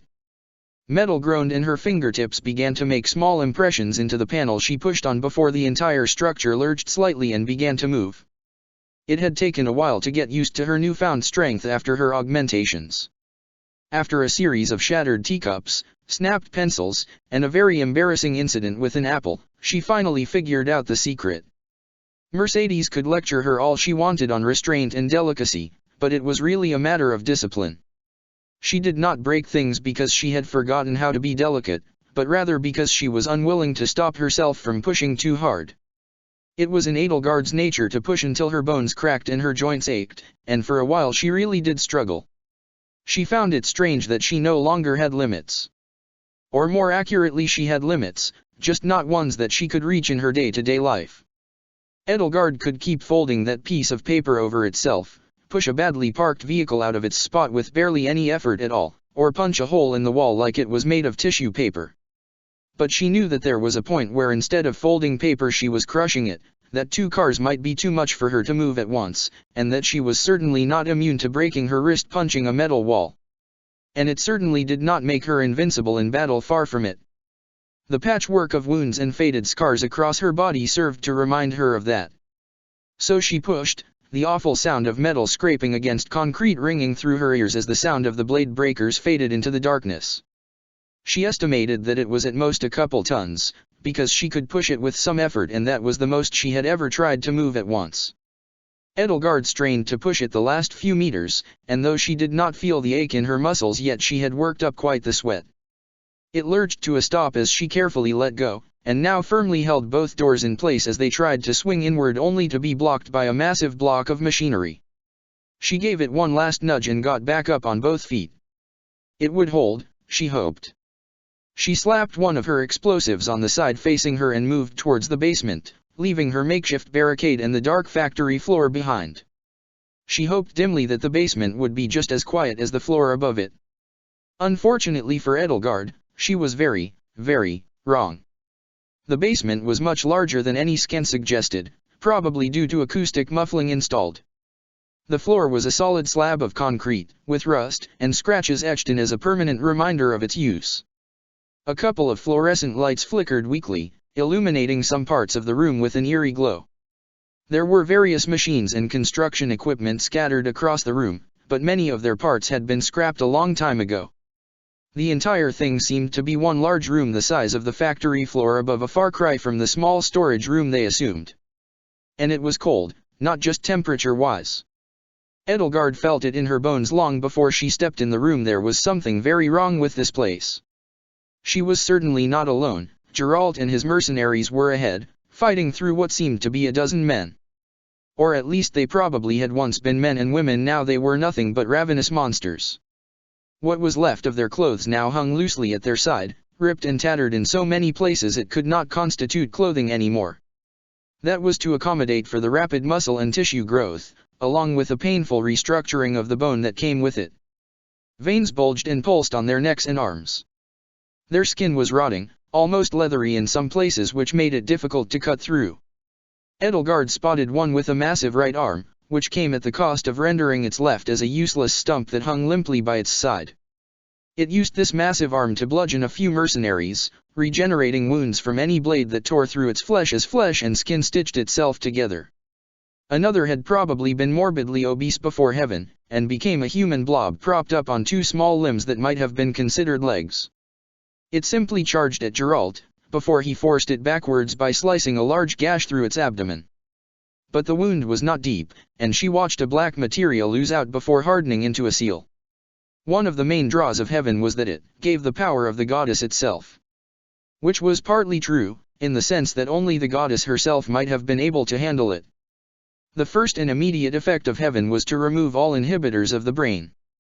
This meant that pain could no longer hold back soldiers, sleep was no longer needed, and the user enjoyed a near eidetic memory along with enhanced cognitive function. And for the more hedonistic, this also meant that the brain could feel emotions more deeply, without any rational thought to hold them back in states of pure euphoria or bliss. But this came at a heavy toll on the body and the mind. Then after a while, the transformations began. Muscle mass here, irregular bone growth there, maybe even a vestigial limb or two sprouting somewhere. Religious people assumed it was a trial sent from the goddess herself, and there were plenty of heaven cults if you looked deep enough underground. The more rational tried to study what indicators resulted in which transformations, and whether or not they were any genetic markers for it. The truth was actually somewhere in the middle, but that was an intensely guarded state secret. Whatever was the case, without a steady supply of heaven it was impossible to keep up their transformation. Without a catalyst it burned through their life force, eating away at the calories in their body. Slowly but surely their changes would revert, and what once was healthy tissue now became sickly and diseased as the skin and flesh sloughed off them until there was nothing but bones. They became husks, no longer in control of their own bodies, before they too dissolved into the same black material that had given them power in the first place. The creatures fighting the blade breakers had freshly augmented bodies, and so she judged that the transformation had to have been recent. She suspected that Akiran and his lackeys had been throwing the addicts down into the basement when they could no longer pay, drip-feeding them small amounts until they died agonizing deaths. Why else would there be more than a dozen of these things here? Empty vials were scattered across the floor, along with needles that looked far too brown to be sterilized. What little was left was splattered on the floor in iridescent stains of purple and pink, though much of it had either dried or licked off the concrete. She wanted to gag, and resisted every urge to throw up in her helmet. They must have gotten heaven somehow, she mused. Were they given them as a trap for us? Or had they kept them alive for a more nefarious purpose? But for every monstrosity that fought, there were two or more soulless shells that were slumped on the ground, against the wall, or on even a piece of machinery. Their gaunt eyes and sunken expression suggested that they had been here for a long time.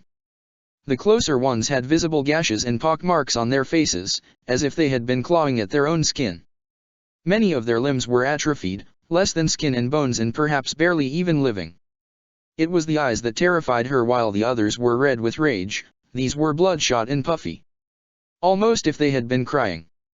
If the goddess were not already dead, she sure would want to be if she saw this place. "Fuck," shouted a mercenary. "They're not going down." It was complete chaos, as the neat formation the men used to take on the automatons upstairs no longer worked due to just how much area the brutes covered with their attacks. "We just need to push through," grunted Geralt, barely blocking a swing of a cinder block before he swung his sword into one of their sides. The same black material oozed out, stitching together around his sword before he realized what was happening. With both hands he managed to rip his blade out before it was woven within a tapestry of flesh and skin. Edelgard made her way to help out one of the mercenaries, fighting off large swings from a beast with pointed arms that was probably around 9 feet tall.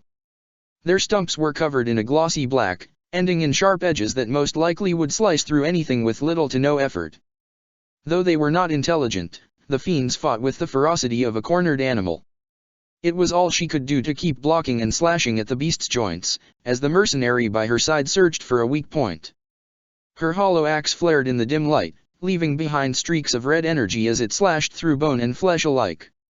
But none of the wounds were fatal, and what might have been a blow severe enough to decapitate anything else instead caught on the spine.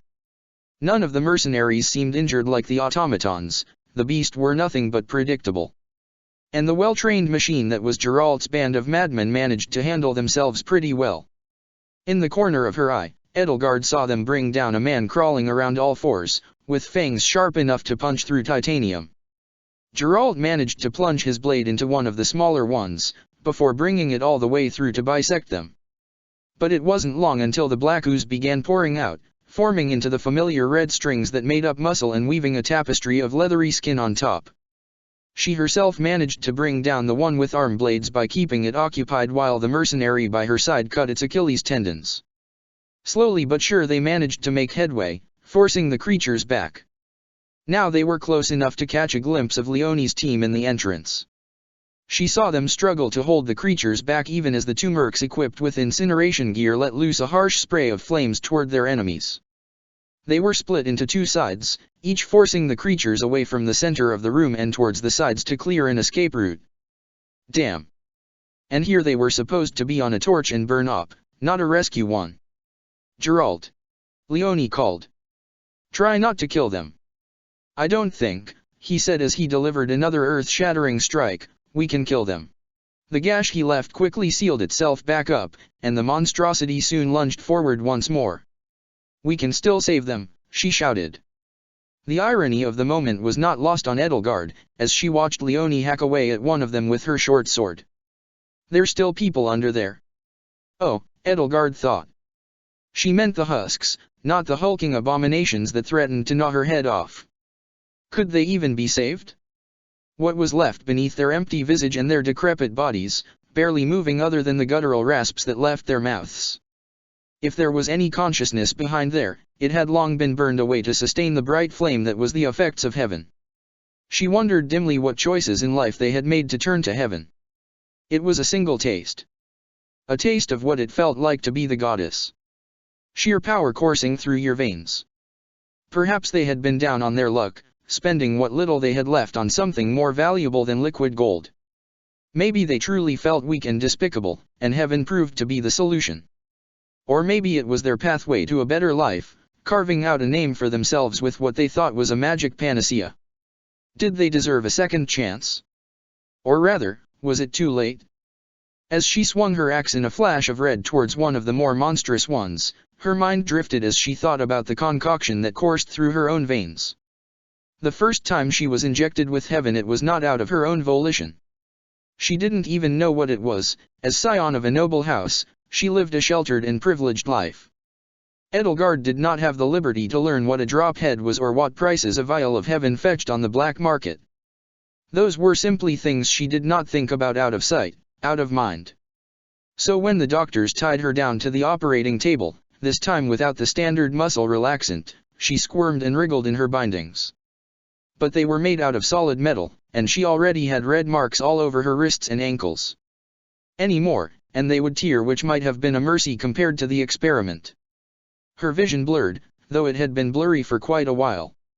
She did not have the courage to tell them that she could barely see.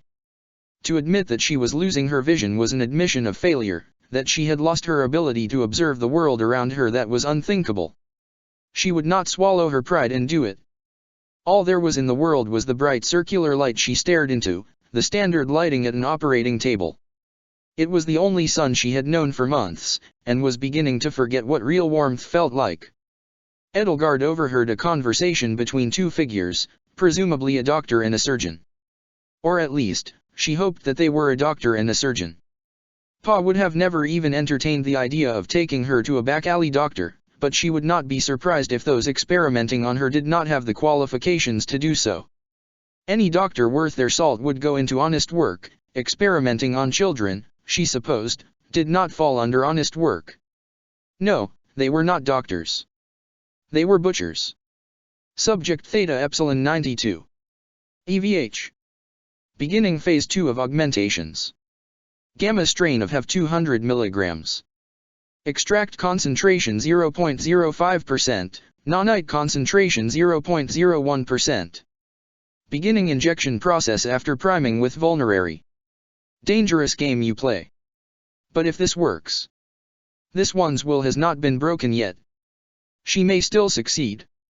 Hold still, one of them crooned, a woman in a surgical mask leaning over looking for a place on her right arm.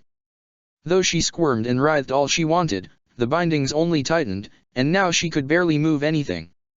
Without any place to move, the needle found its mark as she felt a small prick in her arm. There was a brief moment of respite. And then, it was an indescribable feeling. The closest might have been pleasure, but even that did not come close to how she felt. Her mind soared to new heights, as for the first time she processed the world as it truly was. Shards of fragmented memories, every little thought she ever had, her head was racing faster than it had ever been, struggling to keep up. Every single neuron felt like it was on fire, and it was a good kind of fire, the sensation threatening to overwhelm her. She felt the pumping of her heart, thumping in her chest as if it wanted to escape. She heard the blood rush to her ears and felt renewed vigor course through her body from head to toe.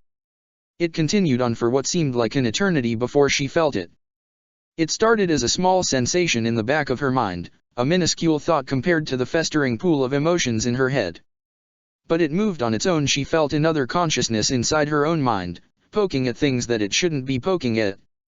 Now it was invading her consciousness, and as it wriggled into her brain she broke free from the delirium of her mind and tried to scream. Nothing. She was no longer in control. Edelgard tried to force the thoughts out, to take back control of her own mind and body. But she could only hear a deafening cacophony of thoughts, a million ideas and emotions that were not hers. They struggled and writhed just like her, all searching for their anchor in the sea of consciousness. It was agonizing to be unable to hear the inner thoughts in her own mind. Oh, 1,000 voices whispered to her in terrifying unison. What do we have here? They echoed in the darkness, a discordant and unnatural harmony ringing in every part of her mind. She could not formulate even the feeblest of responses. She tried to latch onto anything, any thought or memory that she once held dear. But it was as if she was trying to catch the rain with her hands. It slipped out between the cracks in her fingers, into the abyss. Her train of thought was lost into a sea of other thoughts, a small drop in an ocean of the mind. Edelgard. Edelgard. Edelgard. That was her name. L. What were the other letters? Dimly her consciousness sunk further and further into the recesses of her own mind.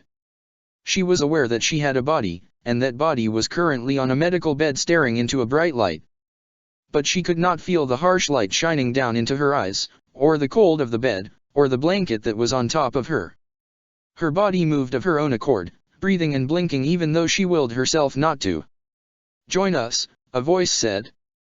Join us, 1,000 more said in unison. She heard the voice of her mother, reassuring and kind as it almost always was. In her memories it evoked the feeling of a gentle autumn breeze, comforting her in her darkest time. But now there was something else underneath, an odd distorted undertone that would have made her skin crawl if she could feel her own body. Let go, L. It was so easy to just let go. To vanish into the depths of her own mind, and let the collective consciousness take over. But there was something so wrong with that it was fundamentally alien in her nature to give up. She did not know who she was, or why it might have been so wrong to do so, but she only knew one thing. Edelgard von Hresvelg. That was her name. And she would have her vengeance. With every bit of willpower she had, she began reconstructing her memories as she put together the scraps of her life. She recalled her family, fractured jumbles of good and bad times alike as faces turned from blurs into ones with distinct facial features. They slowly took shape in her mind as she remembered one by one. She pulled together bits and pieces of her emotions, feelings that would never go away. A deep sense of sorrow, perhaps from the untimely death of her family. Anger boiling in her veins that would never go away. A drive to push on at all costs, to carry on the legacy of her ancestors as the last of the Hresvelgs. And a thirst for vengeance at all costs. That was who she was. Slowly but surely she began to push out the cacophony of thoughts with nothing but her own will, forcing it back into the recesses of her mind through repeating the same mantras over and over again. The voices, once in unison, now returned to being silent as they sunk deeper and deeper until she barely remembered that they had been there in the first place. Edelgard felt as if her brain was on fire, and she could almost imagine steam pouring from her ears and nostrils. But her head felt so terrifyingly empty, as if the storm of voices had taken something she could never get back. And though she could feel the fabric covering her and she could move her tongue and wiggle her toes, she felt like a stranger in her own body. It appears to have no effect. One of the doctors made a tisk sound in disappointment. The density of her tissue has increased significantly, and her heart rate is now about double what it was before. Could it be? Is it true? Can we perfect the formula? Her augmentations prove to be the key. Or perhaps it is her willpower.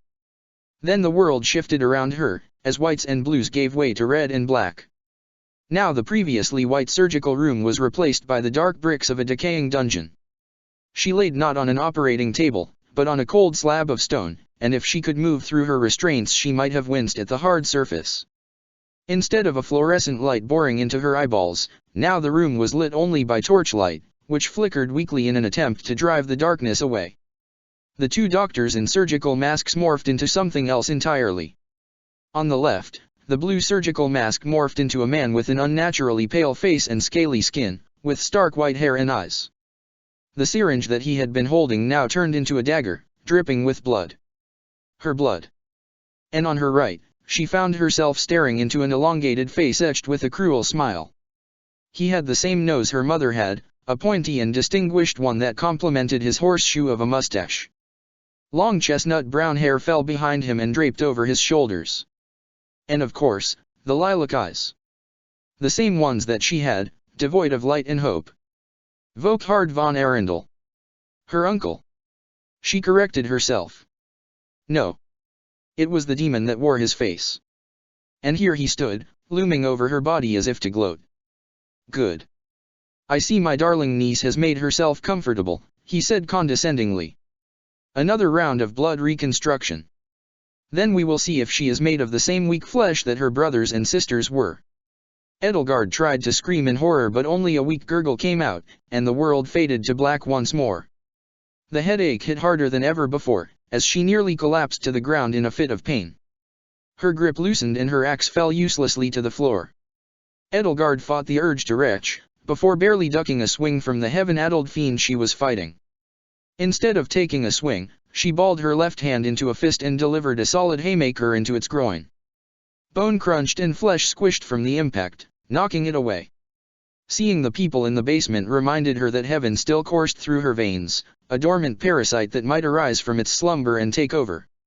It was necessary to keep her augmentations active and her body from withering to dust, and yet she felt disgusted at what had been done to her. Her blood was impure, tainted by the vices of humankind that could produce something so horrible as heaven. What was heaven, exactly? There had to be some sort of nanotechnology involved. That much was clear with the level of regeneration it offered. But the transformation part and how it was seemingly random that she still did not understand. And why did it affect her mind like that? There had to be something she was missing, a key piece to the puzzle. And if she found that piece she could stop a single milliliter of heaven from being synthesized ever again. But the bile in her throat also came from the conflicting memories in her head. 2 times, so alike yet so different. There was a world where she was tortured by a madman in the guise of her uncle, where she was broken through a constant cycle of exsanguination and resuscitation. And there was another where she was tortured in the name of progress, becoming no more than a lab rat in a few sentences in an experiment log. And the more she tried to distinguish them apart and force her mind from melding the two memories together, the more she struggled to hold herself together. Edelgard snatched her vibro-axe from the floor, holding it up like a torch to ward off the darkness.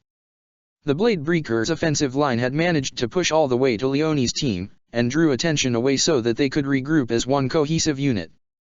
Lances and swords searing with fiery energy clashed with the abominations, pushing them back faster than they could reform. Each time they healed, a little bit of them came undone. First it was the arms that did not heal properly.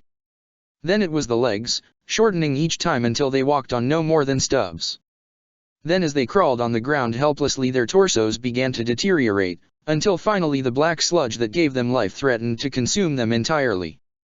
She saw Leonie drive her sword through the skull of what had once been a man, only for him to dissolve into a puddle of black that spilled across the floor.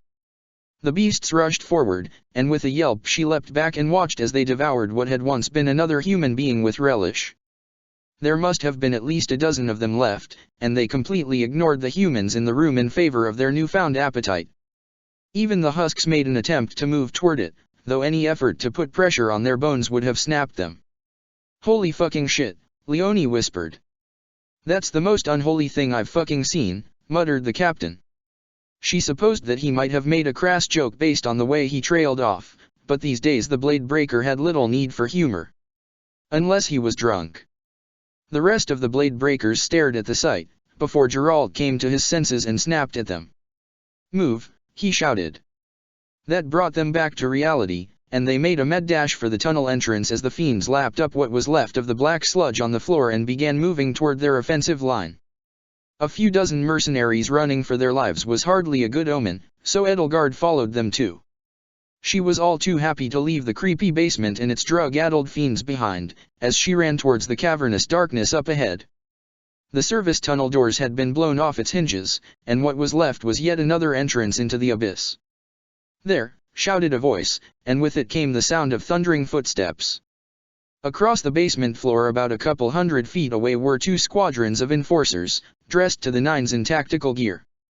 No longer were these the basic beat cops that patrolled the city. They were in fully armored suits, the dim glint of their visor being the only window into their humanity. Their weapons were already drawn, and she spotted the standard-issue enforcer blade hanging at each of their sides in a small scabbard. "In the name of the God Emperor dash," the voice trailed off, seeing the hellish scenery in front of them. That was the basement. Construction equipment and spare parts were strewn everywhere, due to the blade breakers and their lack of regard for stealth. Most of the fiends who had the strength to fight back craned their heads in an unnatural manner to get a closer look at their assailants. Before long, enough of them were rushing toward the stairs and toward the enforcers rapidly approaching. They cleared a fair bit of distance from the tunnel entrance to where they were relative from the tunnel, but it still wasn't enough. The enforcers were now clashing with the beasts, though she could have sworn that it was much faster and efficient their way. And yet without the human element. "Hackett," someone on their side shouted. Edelgard spotted a very large man fighting off 2 beasts on his own, swinging his massive battle axe as if it were made out of nothing more than balsa wood. He was clearly injured, and blood soaked through his armor and dripped down the metal plates. His chest plate had deep grooves in it, presumably from some kind of claw. He was isolated from the rest of the blade breakers, and now his back was toward the enforcers and he faced down beasts that were easily twice his size. Geralt's eyes widened. "We have to dash," he moved to assist, but Edelgard grabbed his wrist before he did something reckless. "We're outmatched," she whispered. "We have to go." "I won't leave a single man behind," he growled, throwing her hand away with the force of a man scorned. He charged toward Hackett with sword in hand, ready to save him from the threats that approached him from both sides. "You're gonna get yourself killed," she shouted. He ignored that, and kept running through the tunnel. "Leonie," she shouted. "What are we gonna do?" "We're gonna stop him from doing dumb shit, as usual," she groaned. "Geralt, I swear on the goddess that dash," she sighed, before running off to chase down her captain before he could do anything rash. A thought occurred to her. The explosive charges that she had planted earlier were primed and ready for activation. And, placed in key locations, it could bring down the entire building and turn it into a smoking heap of rubble. She mentally counted how many she had. 5, maybe 6 near or attached to vital infrastructure for the factory. All she had to do was activate it. Geralt was now fighting a beast at the entrance, with Leonie not far behind. In the distance she saw Hackett still swinging his axe around, both at enforcers and monsters alike. If this went on too long, Geralt was almost guaranteed to die either at the hands of beasts succumbing to their base instincts, or by the blades of a dozen enforcers. She could still save Geralt. She doubted the rebel would crush him after all. He didn't live as long as he did without having some sort of backup plan. But Hackett was more than likely dead. They would have to cut through the entire room before being able to bring him back safely. And that was ignoring the fact that the magistrate wanted his head badly, which, she supposed, was because the magistrate wanted all of the blade breakers and their heads. And the vials of heaven? They would be destroyed under the rebel. That was, after all, why they were here, and by setting off those charges she could fulfill her mission. And it was a way to stick it to Akiran and his insatiable greed. All she had to do was activate it. What was the price? An innocent life or two. Geralt caught a blow to the shoulder the wrong way, and now he winced every time he held up a sword arm. He weakly raised his sword to block a strike, shifting most of the weight onto his left arm before attacking in return. She was running out of time to act, and it was only a matter of time before he fell or had a lapse in concentration. It would destroy the husks, the abominations, and even the enforcers sent to search. She did not weep for any of them. They had made their choices, and though she truly sympathized with them, she knew that the odds of their redemption were almost zero. Few ever recovered from an addiction to heaven, and past a few months no recorded cases of recovery existed. Though Leonie would probably have her head for her little stunt, it was the only way to make sure that the vials of heaven were destroyed utterly and efficiently. The only thing that she feared ever so slightly was that she would be the one to make such a decision. To sentence so many to die was a heavy affair, and yet the Queen of Flames was more ready than she had ever been in her life. Though Edelgard knew that she could not save Hackett without endangering the lives of the rest of the Blade Breakers, she hoped that his last stand would not be in vain. She hoped that Geralt might be able to get out of there in time, but she had no time to confirm. She would just have to pray for the best. But pray to who, exactly? Damn his stubbornness. But Edelgard supposed she might do the same for one of her soldiers, saving their life in an exchange for her own well-being. And now a perfect opportunity began to form, a way for her to wipe heaven off the face of Conan district while using the Shroud of Night to escape. What were 1 or 2 lives in the grand scheme of things? It was downright dishonorable. In a sense it was the furthest thing from a fair fight. But with her mind made up, she resolved to activate the detonation sequence and sacrifice a few for the good of many. All she had to do was activate it. Begin activation protocol, she whispered weakly into her helmet. Code phrase, a voice beeped in her head. On Selma, she breathed, and the world descended into chaos. Chapter 14, Calm Before the Storm. The earth rumbled as the world shook around her. The tunnel had been lined with earthquake-resistant plating, but between the cracks, little bits of dust and debris fell in showers. Edelgard reached for the tunnel wall to steady herself with her gloved hand, though she soon found that her hands were shaking as well. The light of the warehouse basement was no longer visible, and instead a cloud of dust shrouded the tunnel in darkness. She could still feel the sound of things crashing to the earth long after the initial explosion, the sound of collapsing walls echoing through the tunnels. And covered in dirt and grime were Leonie and Geralt, the latter's arm draped over his subordinate's shoulders as she helped him trudge through the tunnel. Though Leonie was quite strong for her size, the sheer bulk of the blade breaker made her steps heavy and her breathing pained. Edelgard quickly moved over to their side, greeting them with a closed visor so they could not see her expression. "Bastards," muttered Geralt.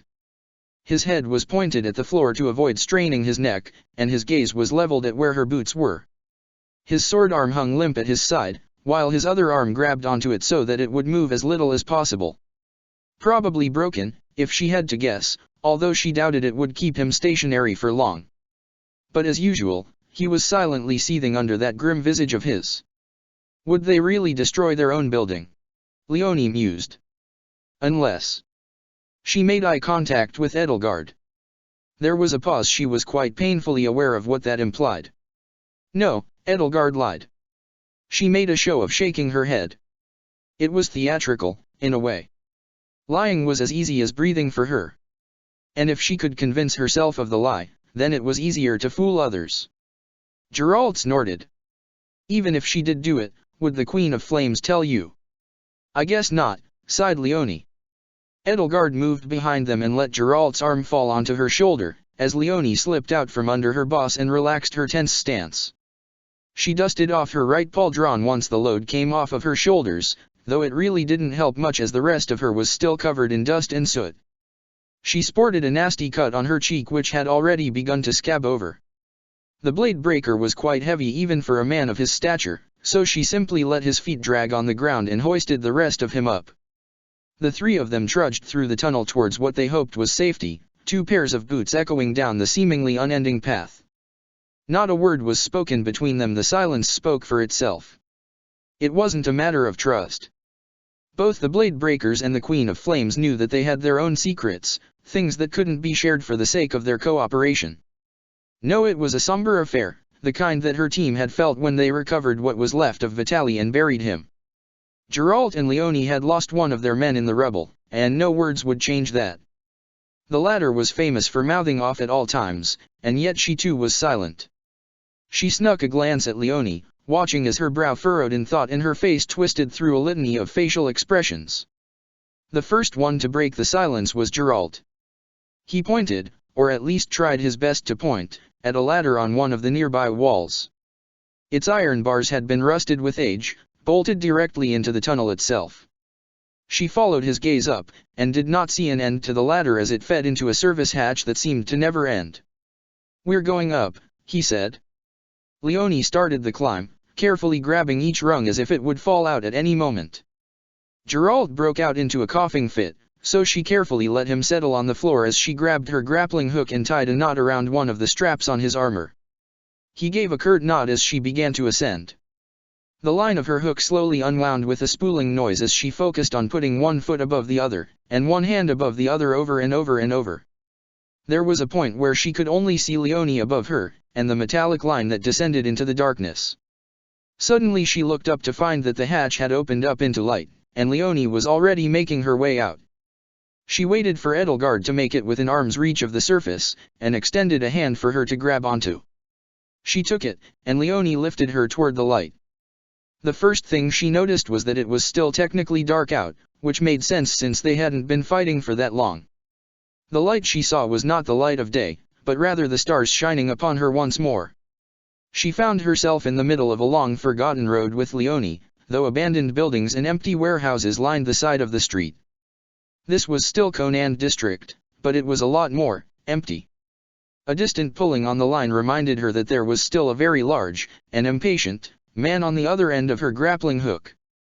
So she gingerly touched her finger to the grapple mechanism, resisting the urge to smash the button. Edelgard absent-mindedly wondered what would happen could she plant her feet and let Geralt shoot up, or would she get dragged down back into the abyss. Regardless, within a minute or so Geralt's head poked out of the tunnel, and Leonie helped him to his feet the best that she could. "How was the ride?" Edelgard asked him. "2 stars, muttered the blade breaker, and Leonie chortled a little. Edelgard rolled her eyes in response, and once again lent her strength to support him as they walked through the night. After some time they made it back to the base camp of Geralt's mercenaries, although they had moved locations from the last time.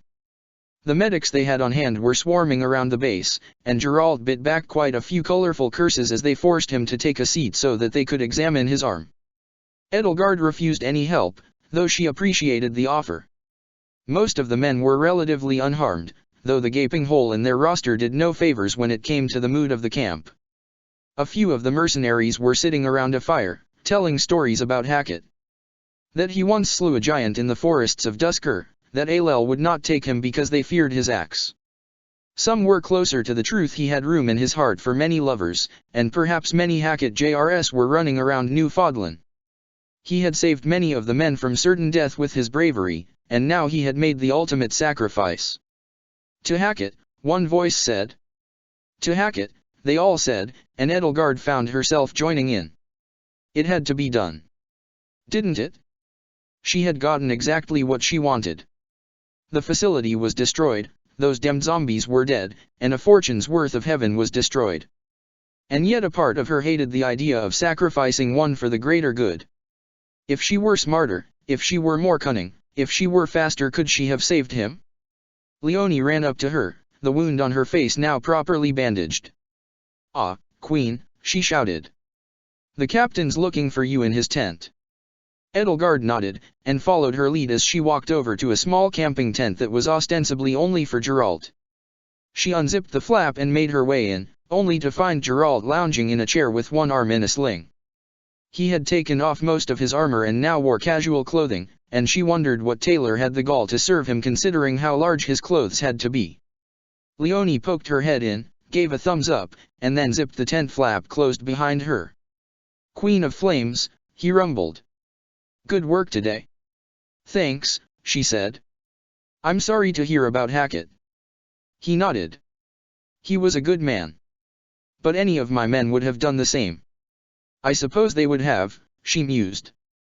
"The little explosion they caused collapsed the whole building.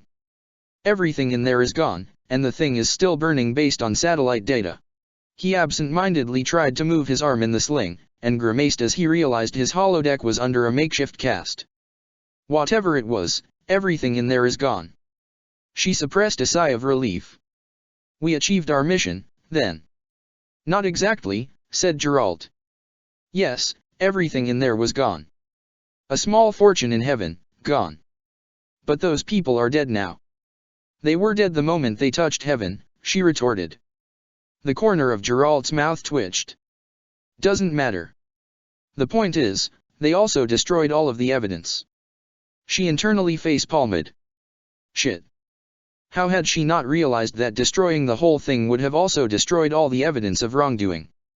If the computer hadn't blown up in her face, she might have taken the hard drive or had Bernadette hack into the system. But now, all that work was scattered to the wind. Edelgard remembered that smug bastard Akiran and his posh handlebar mustache, and her right fist clenched involuntarily. In a way, he had succeeded. It could not be traced back to him, now that they had destroyed one of his operations. And she had no doubt that he had many more, and that one factory was just a small setback in the grand scheme of things. "Smart," she said. "Cleaned up their own mess. Without hard evidence, it would be an uphill battle to prove Akiran's involvement.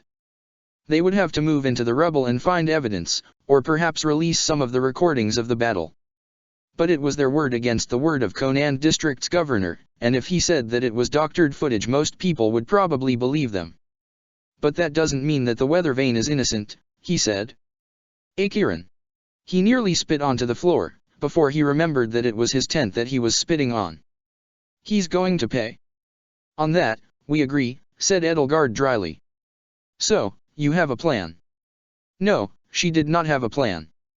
But now that she had a lead and a target, her mind began to race, picturing all the different possibilities and vectors of assault. In her mind's eye she envisioned a fierce fight against his private security, fighting her way up until she had the chance to slice that greedy son of a bitch in half. She thought of an aerial assault, or even using a carefully hidden chemical weapon and planting it somewhere in his home. She thought of tightening her grasp around his throat until he turned blue and writhed in her hand. Yes. Those were good thoughts. Yes, she lied. Good, Gerald said as he leaned forward. You know, I think it's time you went legit. Legitimate, she scoffed. I don't think I'll be working on the right side of the law anytime soon, you know. He shook his head. Not what I meant. I'm talking about making your little band official. That was not where she thought Gerald was going to go with that. She muttered. I suppose it wouldn't help to be a little more infamous. Or maybe you could be something more, he suggested. Could her team really just be a loose collection of mercenaries? Sure, her team had the occasional soldier of fortune who only wanted to fight for a bag of credits. But the vast majority of them had axes to grind with the magistrate, and followed her not only because of her leadership but because of the dream that they all shared. To wipe the slate clean, and purge the corruption from Newfoundland, one scumbag at a time. And she understood that Gerald felt the same way. Though the blade breakers were certainly not strapped for cash, there seemed to be a purpose to what they did and who they attacked. They were systematic strikes against the magistrate, which also happened to be profitable. They had a moral code, which was more than she could say about the other troops that lurked in the abyss. Yet that was not enough for Edelgard. Perhaps she could keep taking on the occasional odd job to fund her work, raiding convoys and escorting important people for the right amount of money. But Edelgard knew that she would be more than just a mercenary, and her team would be more than a wandering group of fighters. No. They could be more. Edelgard von Hresvelg was going to go to war with an empire. Only from the ashes of the Empire can a new world be reborn, she stated firmly. I will do what I must. Even if it means inciting the flames of rebellion. Geralt paused. Then a small smile crept across his face, and for a second she was taken aback. She almost never saw him smile. But it wasn't the kind that radiated warmth, it was a cold smile, devoid of any happiness but rather conveyed a sense of agreement. That's what I thought, he replied. I always knew you were destined to be more than a simple mercenary. You know, I've never met someone quite like you. She scowled. Is that a compliment or an insult? Neither. You've never taken off that helmet, so I know you have something to hide. But the truth comes out in combat. You truly hate them, don't you? Edelgard nodded. Then do it. Burn it all down if you have to, Geralt said. He put his working hand to his chin.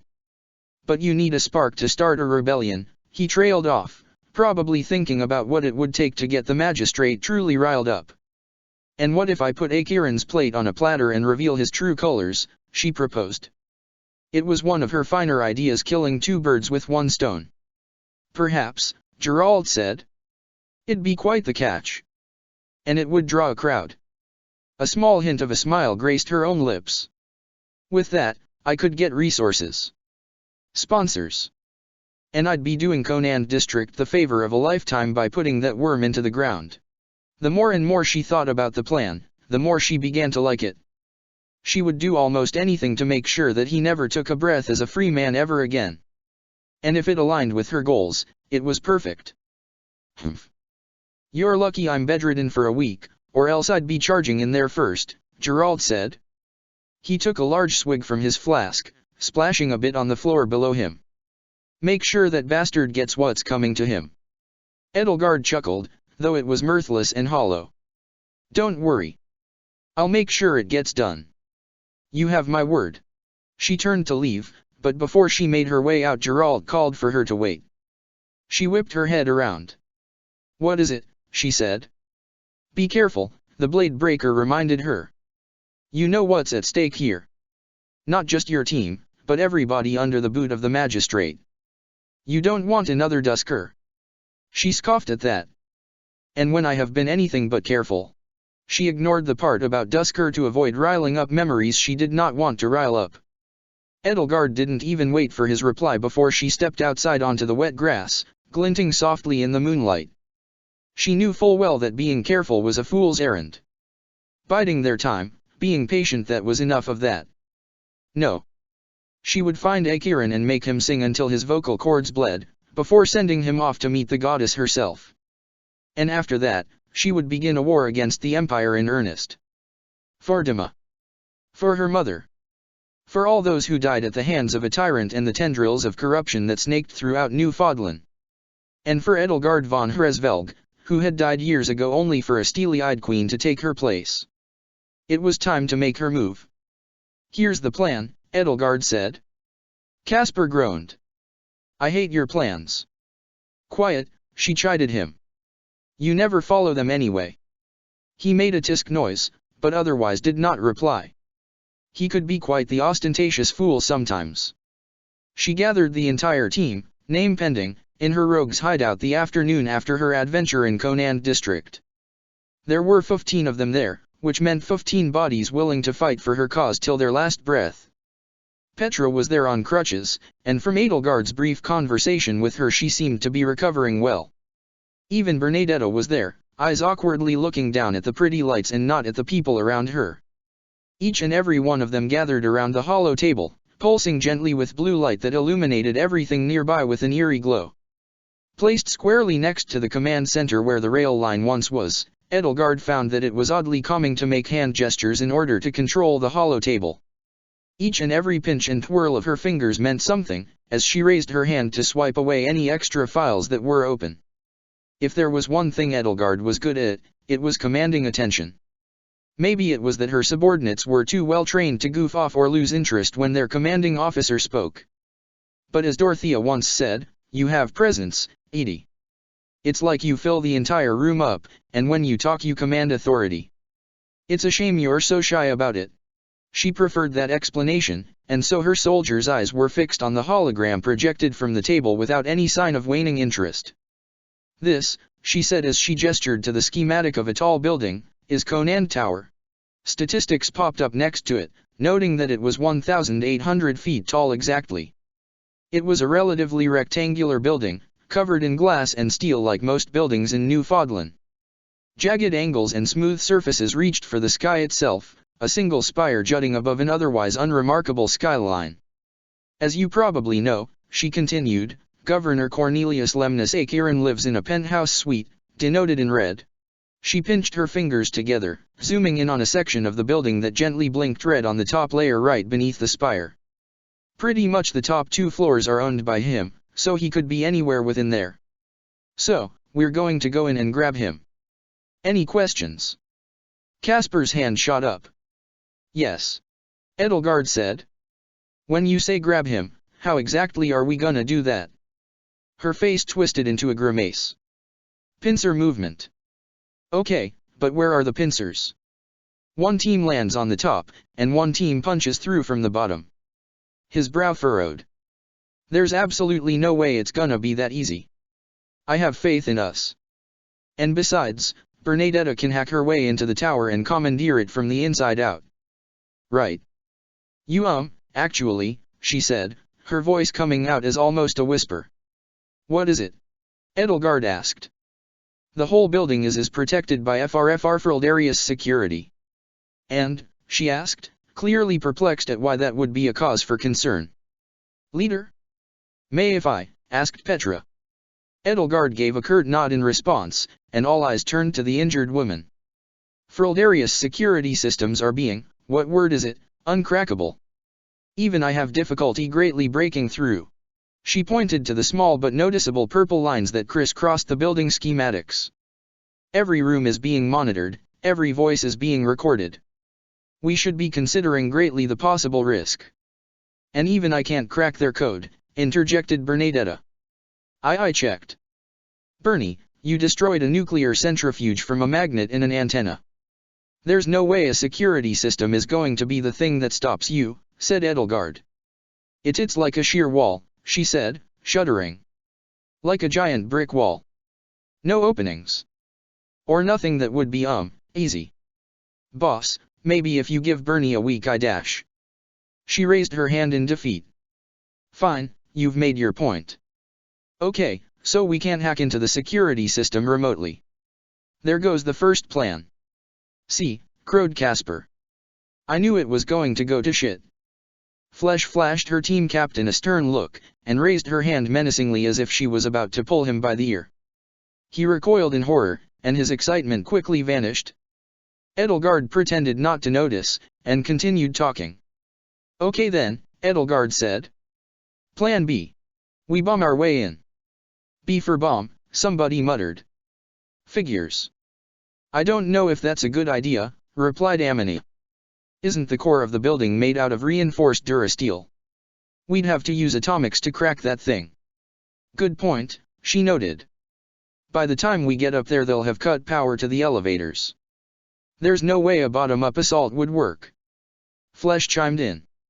"Oh, I know," she said, raising her hand. "Plan C can be collapsing the building."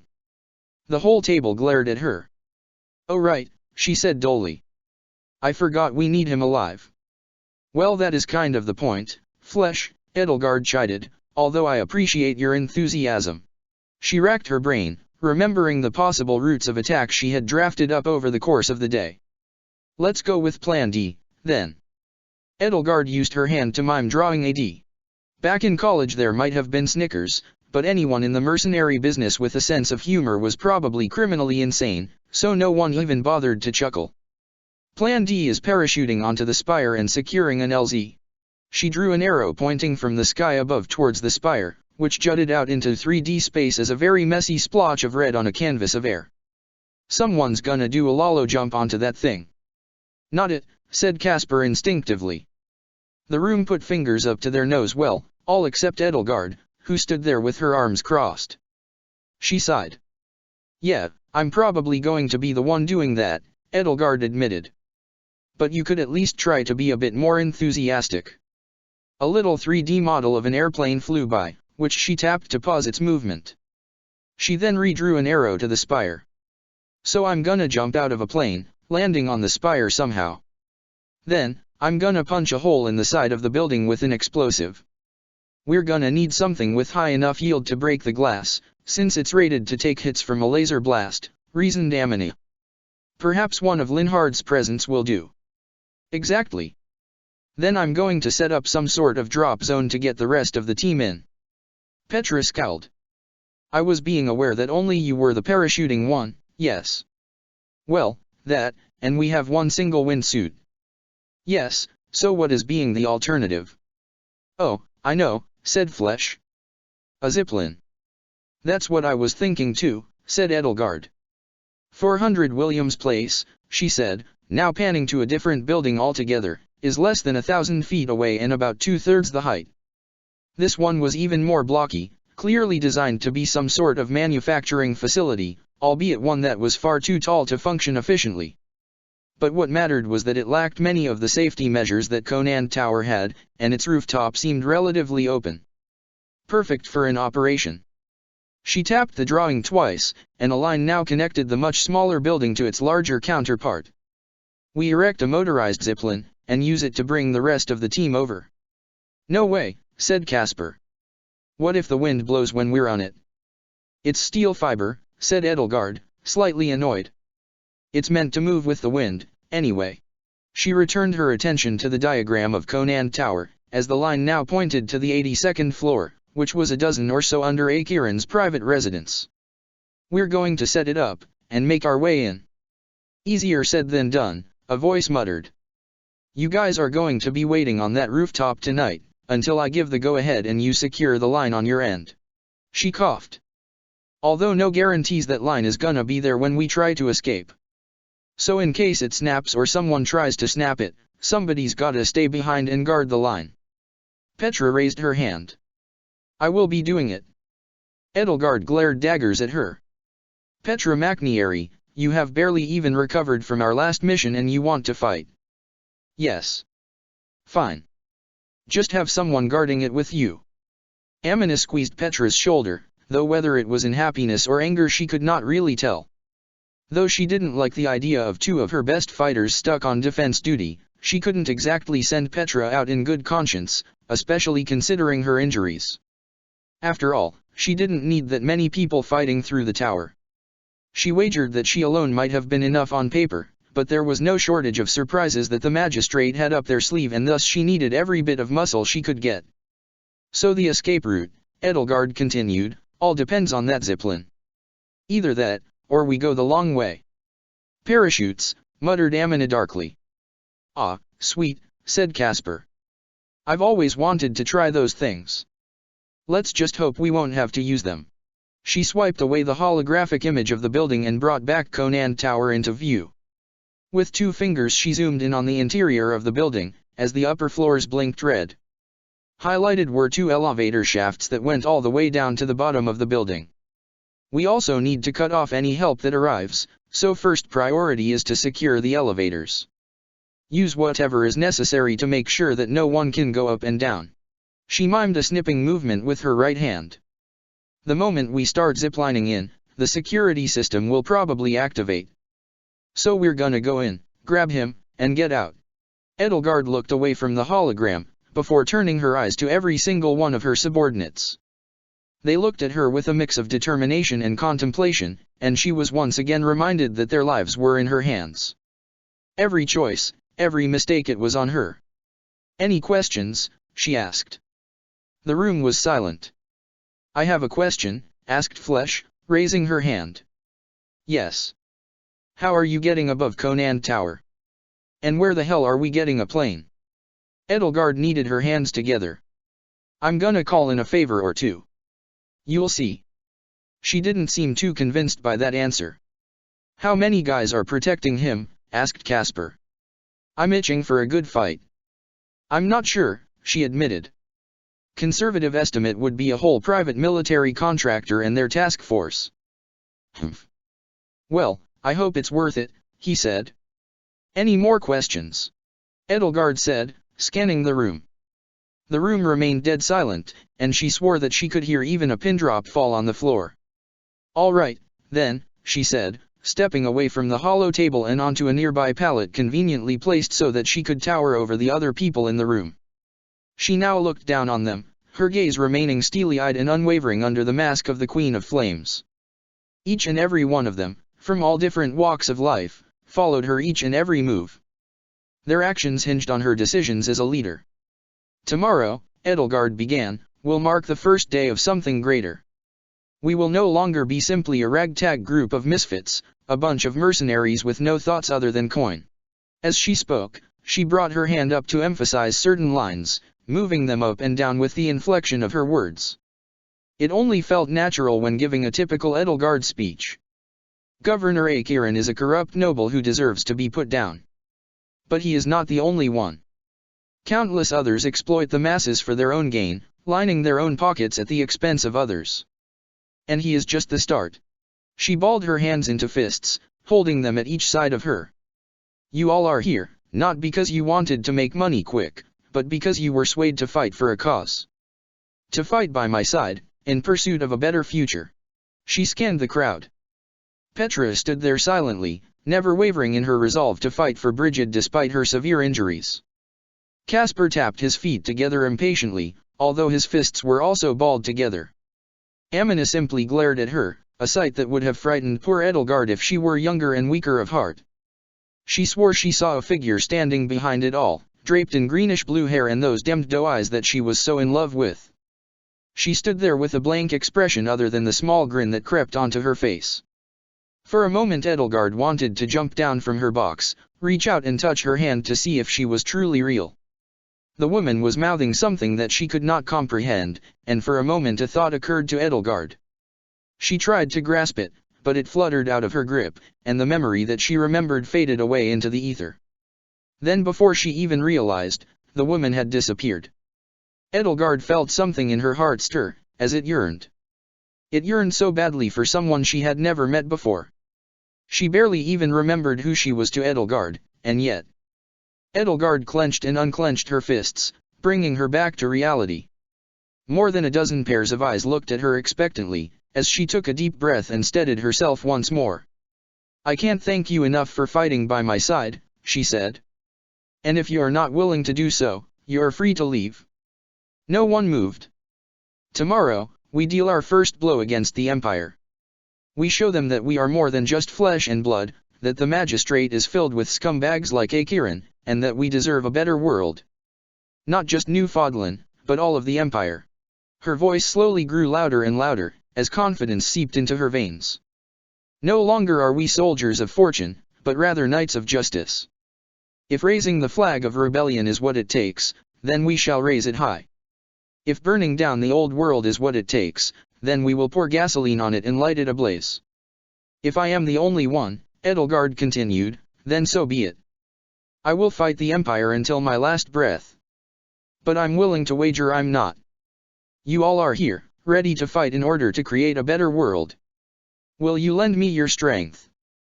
There was an awkward silence that hung on for a moment too long. And then her soldiers cheered, although it lacked the raucous laughter of the blade breakers or the drunken revelry of Dorothea's parties. It was more of a rallying cry, a cacophony of noise that expressed excitement in the most primal of ways. Even Bernadetta was smiling, or at least she couldn't hide her beaming expression like she normally could. They cheered her on, and for once her smile that peeked out underneath her mask was genuine. Perhaps this is what they mean by happiness, she thought to herself. To have people by your side, to fight forward knowing that you are not alone. It was an odd feeling. But she couldn't strike it solo forever. Maybe a team was what she needed all along. Oh! Caspar shouted. We need a name if we're seriously doing this, don't we? Yes, of course, shouted Flesh. The Flames. Isn't that cool? A woman she vaguely recalled to be named Monique laughed audibly. If you're like 12. And besides, that sounds like a shitty band. Yeah, so why don't you make a suggestion, huh? Retorted Flesh. How about the Silver Serpents? There's already the Golden Deer, muttered Edelgard. No doubt Claude would give her shit about them being so similar. Besides, what do we have to do with serpents?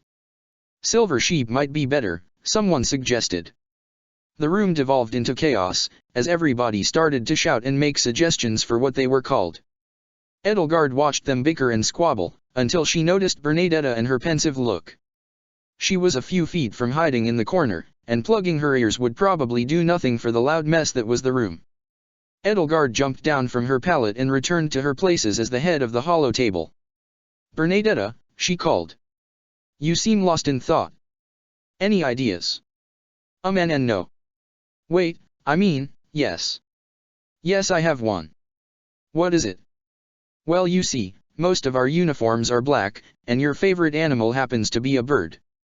Dimly she recalled a memory of her in another world, trying to come up with a name for her team. She flushed red, thanking the goddess that no one could see her under the visor. Oh, no. Chapter 15, Conan Tower.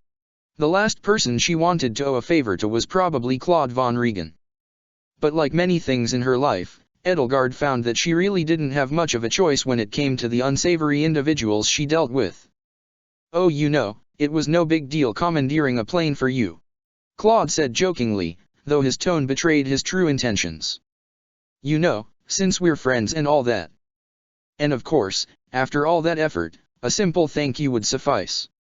She had exhausted many of her contacts before finally turning to the man she dreaded seeing, or even so much as talking to. And as damned annoying as he was, the affable leader of the Golden Deer was very good at his job. Said job included smuggling things in and out of Newfoundland, and his dense network of rogues and smugglers allowed the movement of all sorts of goods through the megacity. So when Edelgard asked if he could redirect a plane over Conan District at a certain time and date, he didn't even blink at the request. "Thanks, Claude," she said through gritted teeth. "Ah, but there's one more thing you need to say," Claude chirped over the comm line. "Come on, you know you want to, Queenie Dash. I owe you one." "But I still hate you," she said, though for some reason her lips curled into a slight smile. "Damn that Regan boy." "Love you too, Miss Flames," he said. If the video feed were on, he would have given that stupid little wink of his and then vanish into the darkness. But thankfully for Edelgard it wasn't, and so the voice of Claude disappeared alongside the open connection. And so that was how she ended up hanging from the side of a plane in pitch darkness, her only lifeline being a few straps that would come undone at the press of a button. Her right foot was firmly sunk into a recess on the side, and her right arm held onto part of a service ladder on the side of the massive cargo plane. Though her armor was thick and plated and her bodysuit was well insulated, there was no way to prevent the chill of the altitude from making her shiver. She pictured Claude's face, roguishly handsome when he smiled, but the kind that she wanted to punch as hard as she could. He was probably smirking right now at how uncomfortable she was, hanging out of a plane at a few thousand feet high up in the sky. Something about not damaging the cargo, which was why she had to be outside instead of comfortably being in the cargo hold. The smuggler that flew it gave her a single glance, and simply ignored the masked woman holding on for dear life as the plane soared into the sky. No doubt he had been paid enough to not question the fact that Edelgard was riding on the outside instead of the inside. Beneath her little dots and arcs of light were scattered across the world, and if she peered closely she could see the little details of buildings and architecture scattered haphazardly upon the land. Newfoundland was quite beautiful when seen from a vantage point, and as they streaked through the night sky its beauty really struck her. Buildings towered menacingly above the landscape, spires of concrete and glass jutting up towards the sky. Plazas and roads streaked across the land, cutting intricate geometric patterns into the terrain. Rows of houses dotted the world, and as she soared past district after district, Edelgard found herself recalling more and more memories in each one. Her visor blinked, outlining the district boundary of Conan District a few kilometers from where they were. She was still nearly 10,000 feet in the air, even if the cargo plane had dipped above cruising altitude. If she fell, it would certainly be very painful. Though she might live, she might also end up in a wheelchair for the rest of her life. That thought made her tighten her grip until she felt her hand start to go numb. "Coming up on CC Conan Tower," crackled Bernadetta's voice over the comm link. Out in the distance was the oversized spire that was Governor Akiran's home. It stuck out like a sore thumb in the district, though a few other buildings were probably about 1,000 feet tall, Conan Tower soared above them. It was almost comically tiny, viewing it from thousands of feet in the sky, hanging onto a cargo plane for dear life. A timer clicked down on her visor's heads-up display. 5. She cracked her neck, and she instinctively began moving her hand toward her right shoulder before remembering she was on a plane 10,000 feet up in the air. 4. She tried to think of anything but the ground below. Thoughts of childhood memories, of foods, of quite literally anything but hitting the street and turning into a vaguely Edelgard-shaped splatter. 3. Now Conan Tower was closer than it had ever been, and she could see the moon's light refracted off its massive glass panels and steel facades. 2. Its spire shone different colors that kept flickering, and she made a mental note to aim for its base. This was it. It was now or never. 1. The only thing left was to jump. 0. With a start she kicked off the steel of the helicopter and let go of the railing, as she began falling headfirst toward the world below. The cold wind she felt in her bones felt even more harsh as she plummeted toward the building's spire. Above her the plane continued soaring into the darkness, and below the little dots and buildings began to slowly rush toward her as the ground loomed ever closer. Edelgard's ears popped from the rapid change of altitude. She was soaring downward with a slight horizontal trajectory from the momentum of the aircraft. In the corner of her eye her visor plotted a path toward the spire, a red line streaking across the projected skyline. She angled her body more towards the building, and now she was close enough to see every little detail. Edelgard couldn't have been more than a couple thousand feet above, and with a few more seconds she would hit something. Knowing her luck, it probably wouldn't be the spire. Arms outstretched and head facing the ground, her forward momentum carried her closer and closer to the facade of the building, and every instinct in her body told her to curl up into a ball and brace for impact as she got closer and closer.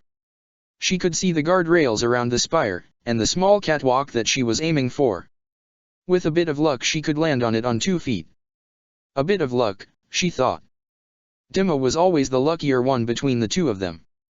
But Edelgard made her own luck these days, and so as it came down to the last 100 feet or so she braced herself for a hard landing by bringing her right arm forward and spreading her legs further apart. She bit her teeth together to brace for the shock, and she slammed into the catwalk in a 3-point landing. Her right knee and right hand took the brunt of the impact, while she stretched out her left leg to steady herself. If she did not have her enhancements and kinetic absorbers built into her suit, her bones would probably be in a million pieces at this point. But unfortunately she did have them, so the only thing she felt was a minor surge of pain through her body as the force of impact traveled up her limbs and spine. Her joints ached from the impact, and Edelgard winced as she slowly got up. The catwalk had been slightly damaged from her fall, as it now had dents in some places and tilted at an angle rather than being perfectly straight. It was probably in her best interest to get off it before it cascaded to the ground below. Edelgard brushed off any dust that got on her armor and moved to the closest part of solid ground next to her, a small platform jutting out from the spire with a maintenance hatch giving access to the rest of the building. She looked up to see the rest of the spire, a solid 100 feet or so of just a segmented column tapered at the end. It flashed various colors periodically, perhaps as some sort of a signal or even a memorial to something. If she were more into architecture Edelgard might have been amazed, but instead she simply shook her head in amazement and climbed into the hatch. Climbing through the air ventilation system was the oldest trick in the book. Every security system worth their salt made sure that every grate was securely bolted down, and each and every exit of a vent was guarded by cameras. But luckily for Edelgard, the single camera pointing towards the vent could be temporarily whited out with a strong enough infrared signal. She twisted a small dial on her right gauntlet and aimed it at the camera. A beam of red light traced through the air towards the camera, before a high-pitched whine threatened to pierce Edelgard's eardrums. The green dot on the camera momentarily turned to red, and she took the opportunity to dash towards the vent. On her belt was a small vibrodagger for exactly these situations. She cut open a hole large enough for her to fit through, leaving a small flap of metal connected. She pushed through, folding the metal back into its original position so that only a small crack revealed that there had been an unwanted intruder in the first place. As she looked back she could see the red dot barely flash back to its original green. So far, so good. The air duct itself was quite big. She was still crawling through, but she had ample room even if she had equipment on her back. It was a luxury compared to some of the other jobs she had worked, where she barely even fit as small as she was. Edelgard had never been very comfortable with small spaces as a result of her imprisonment, especially due to the darkness. But it was in her nature to overcome her fears and push on, and after being in Abyss for so long she really didn't mind it other than the occasional chill. Soon she got to the vertical portion of the air duct, which she found as she hit her head into the wall in front of her only to find that there was barely any duct under her. Instinctively Edelgard recoiled, as she stared down into the abyss. Bernadetta, how far down does that go? Only the crackle of the radio broke the silence. Shit, she thought. Must be too far inside to get a signal. She tapped the side of her helmet to bring up the scan of the building. The vent probably went a couple 100 feet down, but no doubt if she jumped she would hit the sides and end up making enough of a racket to alert the entire building. Thus the slow way had to suffice. Reaching towards her utility belt, in the darkness she fumbled for her grapple and uncapped the end. She leaned forward and pressed the hook to the top of the air duct right above the vent, until the magnetic lock engaged and the barbs sunk into the duct wall. Though Edelgard was still kneeling, she leaned forward with one hand firmly gripping the handle of her grapple and slid one leg into the vertical duct. The line unwound slightly under the weight of her pull, significant that the hook was firmly in position. With some finagling she brought her other leg over, sitting with her legs right above the void. Then with a push of her left hand she began the descent, bringing her whole body into the darkness as the line unwound bit by bit. In complete silence and darkness her thoughts began to wander. First it was the girl's green hair, flowing in strands as the liquid she was suspended in bubbled. Then it was the smell of the roses in her mother's garden, the kind that bloomed rarely and pricked her every time she leaned in close to pick one. Then it was the gentle caress of a lover's lips upon her own, a rare moment of weakness for her. And then she felt a tug somewhere deep within her mind, as memories hidden away threatened to spill out.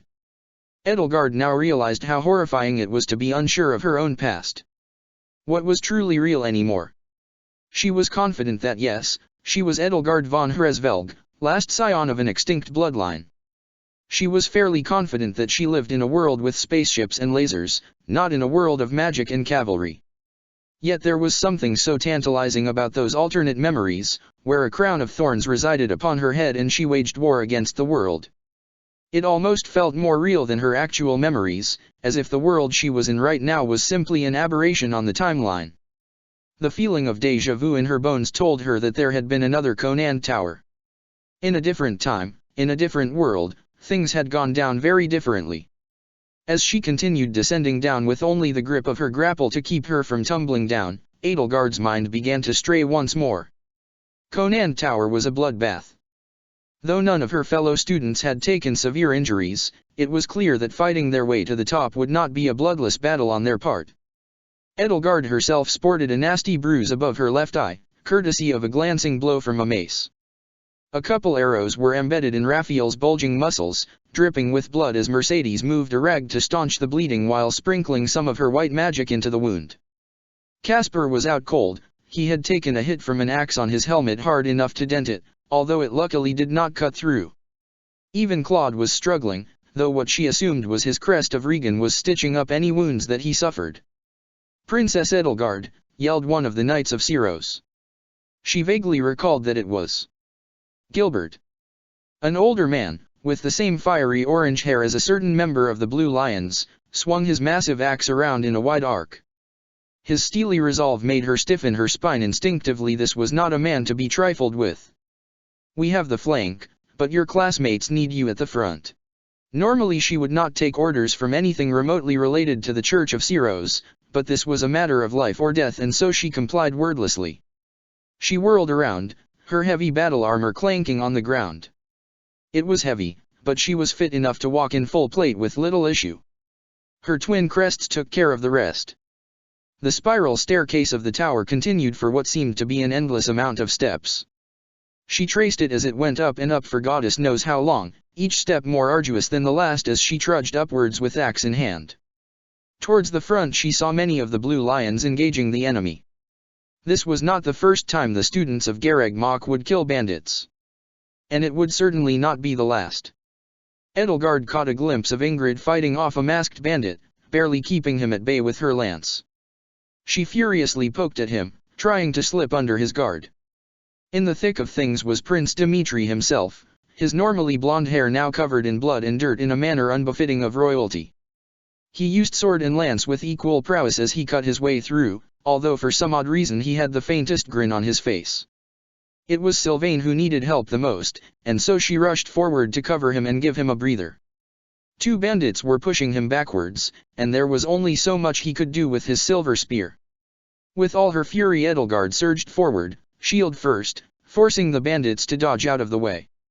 The first bandit, a younger woman with brown hair, tried slipping her falchion past her shield. She recoiled instinctively, though she felt the cold touch of steel cut into her arm a bit. Edelgard responded by smashing her shield into the woman's nose, drawing blood, and staggering her backward.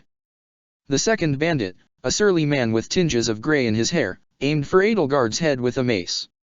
With both hands even the sturdiest of helmets would crack, so she simply dodged out of the way and let his attack hit the air instead. That was often the easiest way to die fighting an armored knight. Many made the mistake assuming that they were slow. Slow in long movements, yes, but in close quarters? Even the most encumbered of knights could react to a blow like that. Before he could move, she brought her axe from her right side and slammed it into his chest. She felt ribs crack as it embedded deep into his sternum.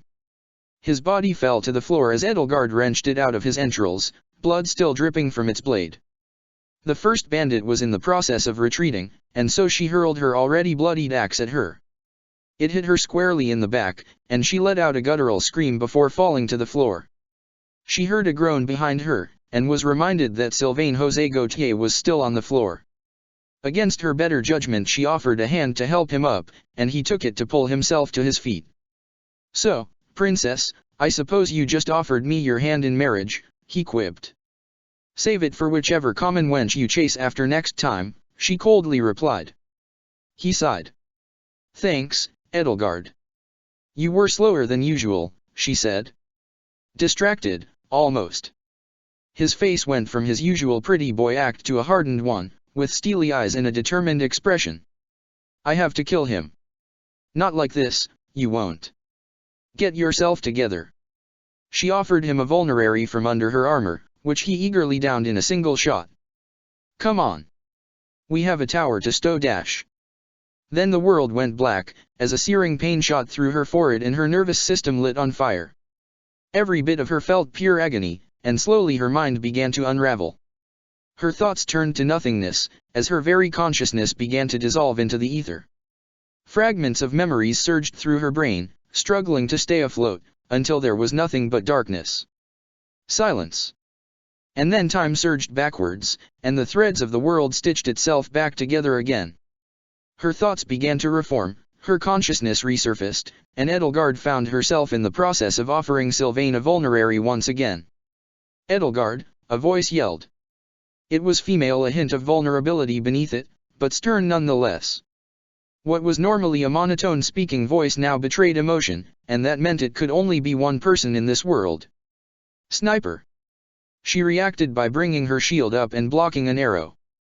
Based on where it was, it might have pierced her between the eyes if she had not blocked it in time. It was sheer luck that she caught it in time. Edelgard might have actually died.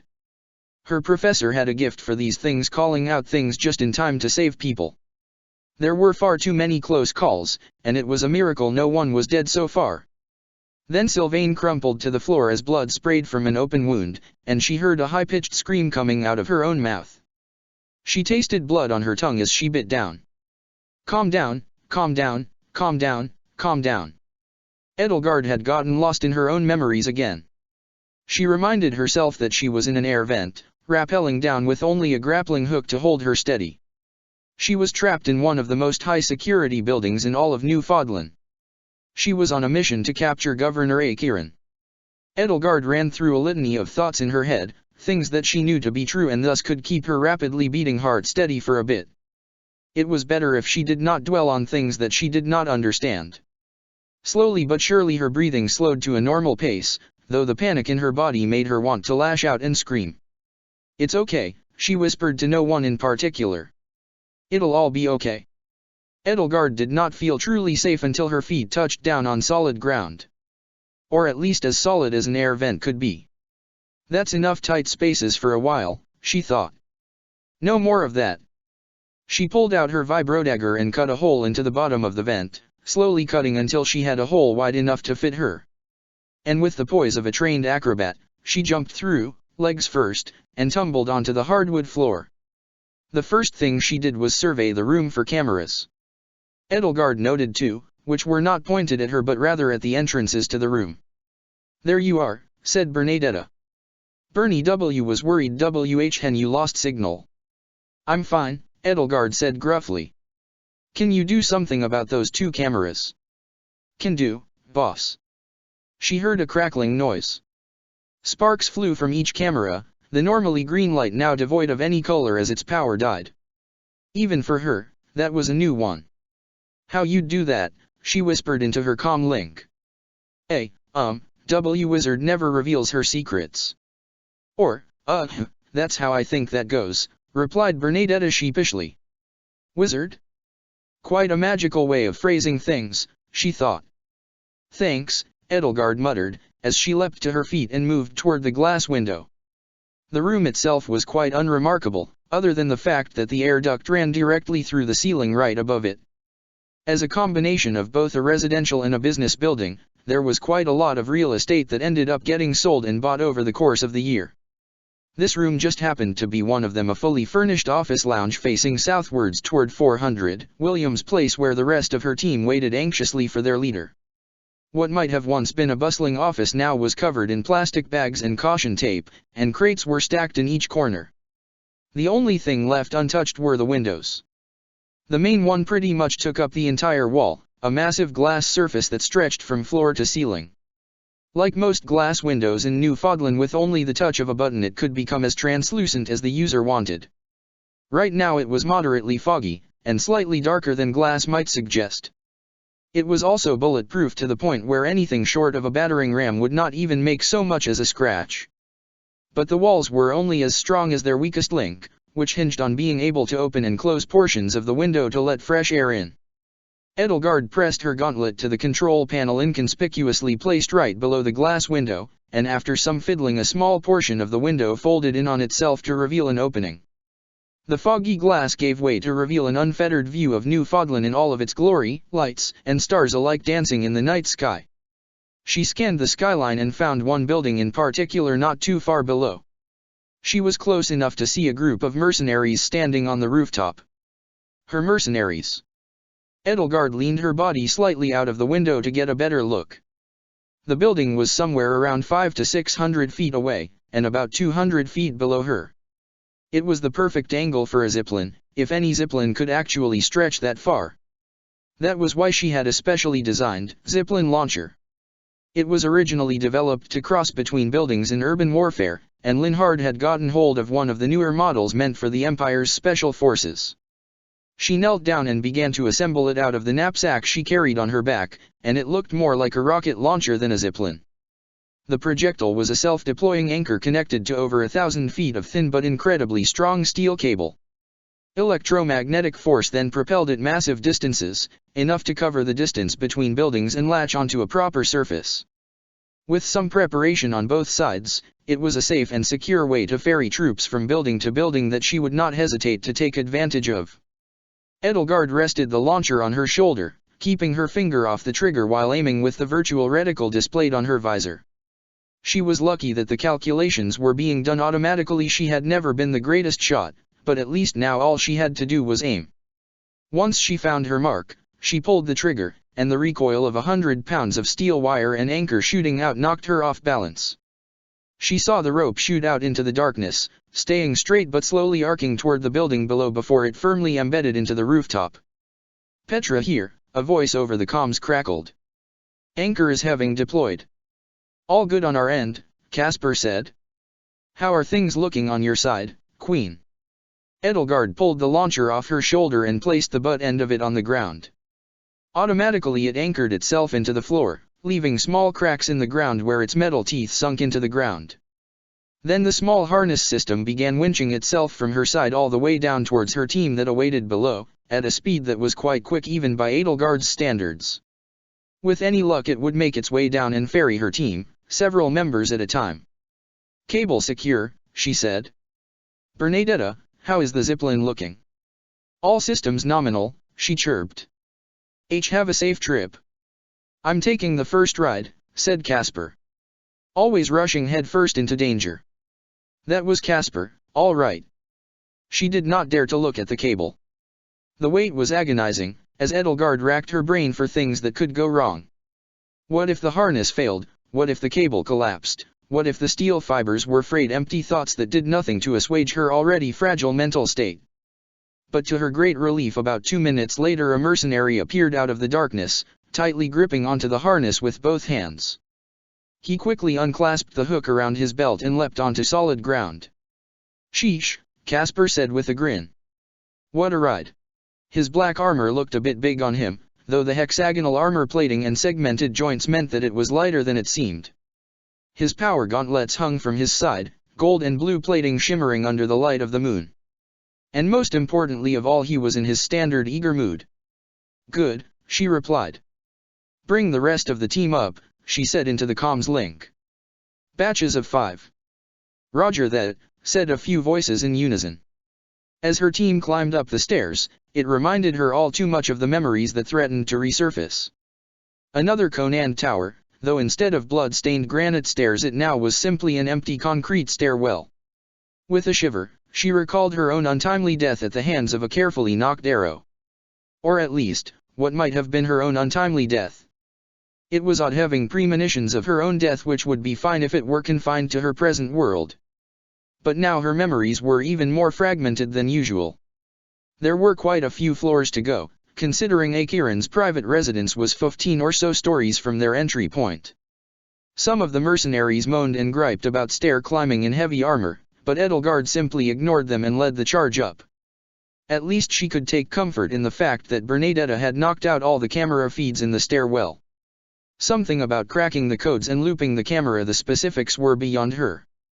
The only thing that mattered was that she no longer had to worry about line of sight or keeping herself hidden. And at any rate, it was basically impossible to stay hidden with a team of nearly 24 angry mercenaries. Once they hit floor 95, she motioned for her team to stop with a raised fist. They assembled behind her, and Edelgard turned to quickly address them. "Casper's taking half and Flesh is taking the other half, just like we discussed," she said. Amani and Petra staying behind to guard their end definitely hurt, but she knew Flesh was capable enough to lead her own team. "Move as quietly as possible. If you see any custodians or workers, make sure to knock them out, but be careful." Collateral damage was not always very high on Edelgard's list of priorities, but it definitely would hurt her cause if any innocents ended up dying today. "Remember, our goal is securing Governor Akiran. If you find him, restrain him, and signal the rest of us. Am I clear?" Her soldiers nodded, murmuring assent. "Good. And if you run into any resistance, deal with it." With that, she turned back around and faced the unassuming door that led to Akiran's private residence. It was a small metal door with a keypad and 2 bar handles built into the door itself. "Bernadetta," she said into the comms. "Gonna need some assistance for the door." I don't have the code." "Just guess it." That wasn't what she wanted to hear. "Aren't you in the mainframe?" someone asked over the radio. "It's DD disconnected from the rest of the security system," Bernadetta said quietly. "I don't know how to help." She got more and more sheepish when faced with something she did not know how to overcome. Still, there was no point waiting around for Bernie to come to her senses and figure something out, so instead Edelgard grabbed the door by its handles and ripped it off its hinges. Again, even the strongest reinforced door was only as strong as its hinges. Which, as it turned out, weren't very strong at all. The door hung on by a thread, and it leaned forward at an odd angle. But it now was perpendicular to the entrance, which meant that Edelgard and her mercenaries could enter one at a time. Through the entrance was a small service hallway, in which she found a young girl carefully arranging tools on the rack. She shrieked at the sight of heavily armed men barging into the building, and was about to run in terror before Edelgard grabbed her and gently put her hand over her mouth to muffle her scream. She couldn't have been more than 20 or so. Her jet black hair and angular features could be described as nothing but beautiful, and she was dressed in what Edelgard guessed was an archaic maid outfit from times long gone. "It's okay," Edelgard whispered. "We're not going to hurt you. You'll be alright." "MMGH." The girl squirmed and tried to hit Edelgard, but it merely glanced off her armor. "Relax," she said, easing up and letting the girl go. "See? It's going to be alright." The girl stopped flailing, and simply stared in slack-jawed surprise at the Queen of Flames standing in front of her. "What's your name?" she asked, acutely aware that the rest of her team was watching only a few meters behind her. She motioned for them to give them space, and they quickly backed up towards the stairwell. "Rania," the girl whispered. Her voice was shaky and hoarse. "Rania. Rania," Edelgard repeated. "Do you know where Governor Akiran is?" She pointed stiffly towards the end of the hallway. "I can take you to him." "You don't have to," she whispered. "It's okay." Rania sniffled, as tears began to streak down her eyes. He promised a better life, and then," her voice choked. "And then oh, goddess." "Shhh," said Edelgard, embracing her. "You don't have to tell me what happened."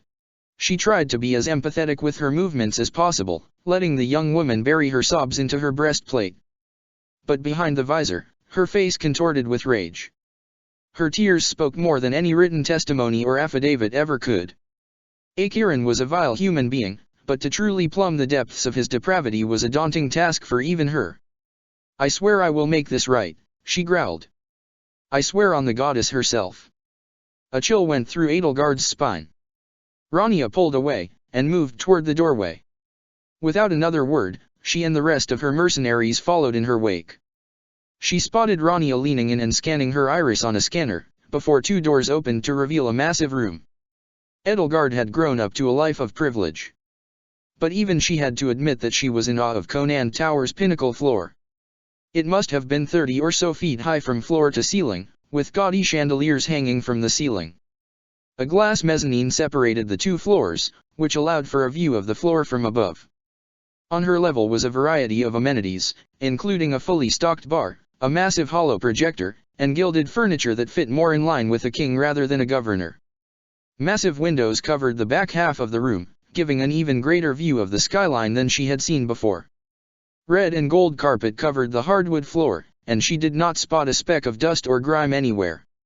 For all intents and purposes it was immaculate. She began walking towards the entrance, only to find Rania bolting for the elevator. She locked eyes with Edelgard one last time as the doors began to close. "I'm sorry," she said, before the doors slammed shut on Edelgard. Though she was fast, there was no way she could have cleared that distance in time. "What the hell," said Casper. And just on cue, a massive lance fell from above and would have taken Edelgard's head off if she did not react in time. She rolled out of the way as the point missed by mere inches, and she heard the distinct sound of a rocket firing. A rocket lance. Here. The wielder nearly smashed into her as he streaked past her, dragging his feet on the ground in a screeching noise to stop.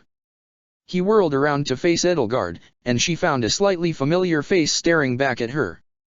He had a mane of orange-red hair, messy and unkempt. It reminded her of someone, she realized, as she struggled to recognize him. His eyes were filled with malice, and he rocked a mirthless grin that told her that he was relishing the idea of a good fight. And most notably, a massive zigzag scar crossed down the middle of his face at an angle. The Scarlet Scourge. Miklon. His rocket lance was massive, longer than he was tall as he held it like a staff. The front was a conical black spearhead, made of obsidian durasteel alloy and able to cut through nearly anything. The rest of the lance was dedicated to propulsion systems and a fuel tank, as a handle guard and engine finished off the weapon. It was famous among mercenaries, not only because of its construction but because of its owner's ruthless streak. It was fitting that it had the moniker, the Lance of Ruin. "The Queen of Flames herself," he said, stretching out his hands in mock greeting. "I've been waiting for this fight." He was dressed in heavy body armor, no doubt a trueweave fabric with modified ceramic carbide plates on top that covered his already bulging muscles. A small scabbard hung at his side, and he wore a gently pulsing anti-gravity belt to aid with high jumps. Spare the greetings, spat Edelgard. Where's your boss? Of course I'm here, said a voice above her that could only belong to one Governor Akiran. He stood on the part of the mezzanine that was directly over the entrance, speaking toward Edelgard's back. The rest of her team filed into the corridor, unsheathing their weapons and moving wordlessly into their pre-signed groups. But now they craned their necks skyward to look at him, as he looked down upon them and spoke. I see Rania has done her part, he said. Good, good. Akiran, Casper growled. The dog knows my name. Governor Akiran said. Why don't you be a good little boy and go on home? This doesn't concern any of you. Over my dead body, muttered Flesh. You didn't think I'd just let you waltz on in here, did you? He continued. Did you think I'd just give up and surrender? Of course not, Edelgard said. A rat always turns to flee.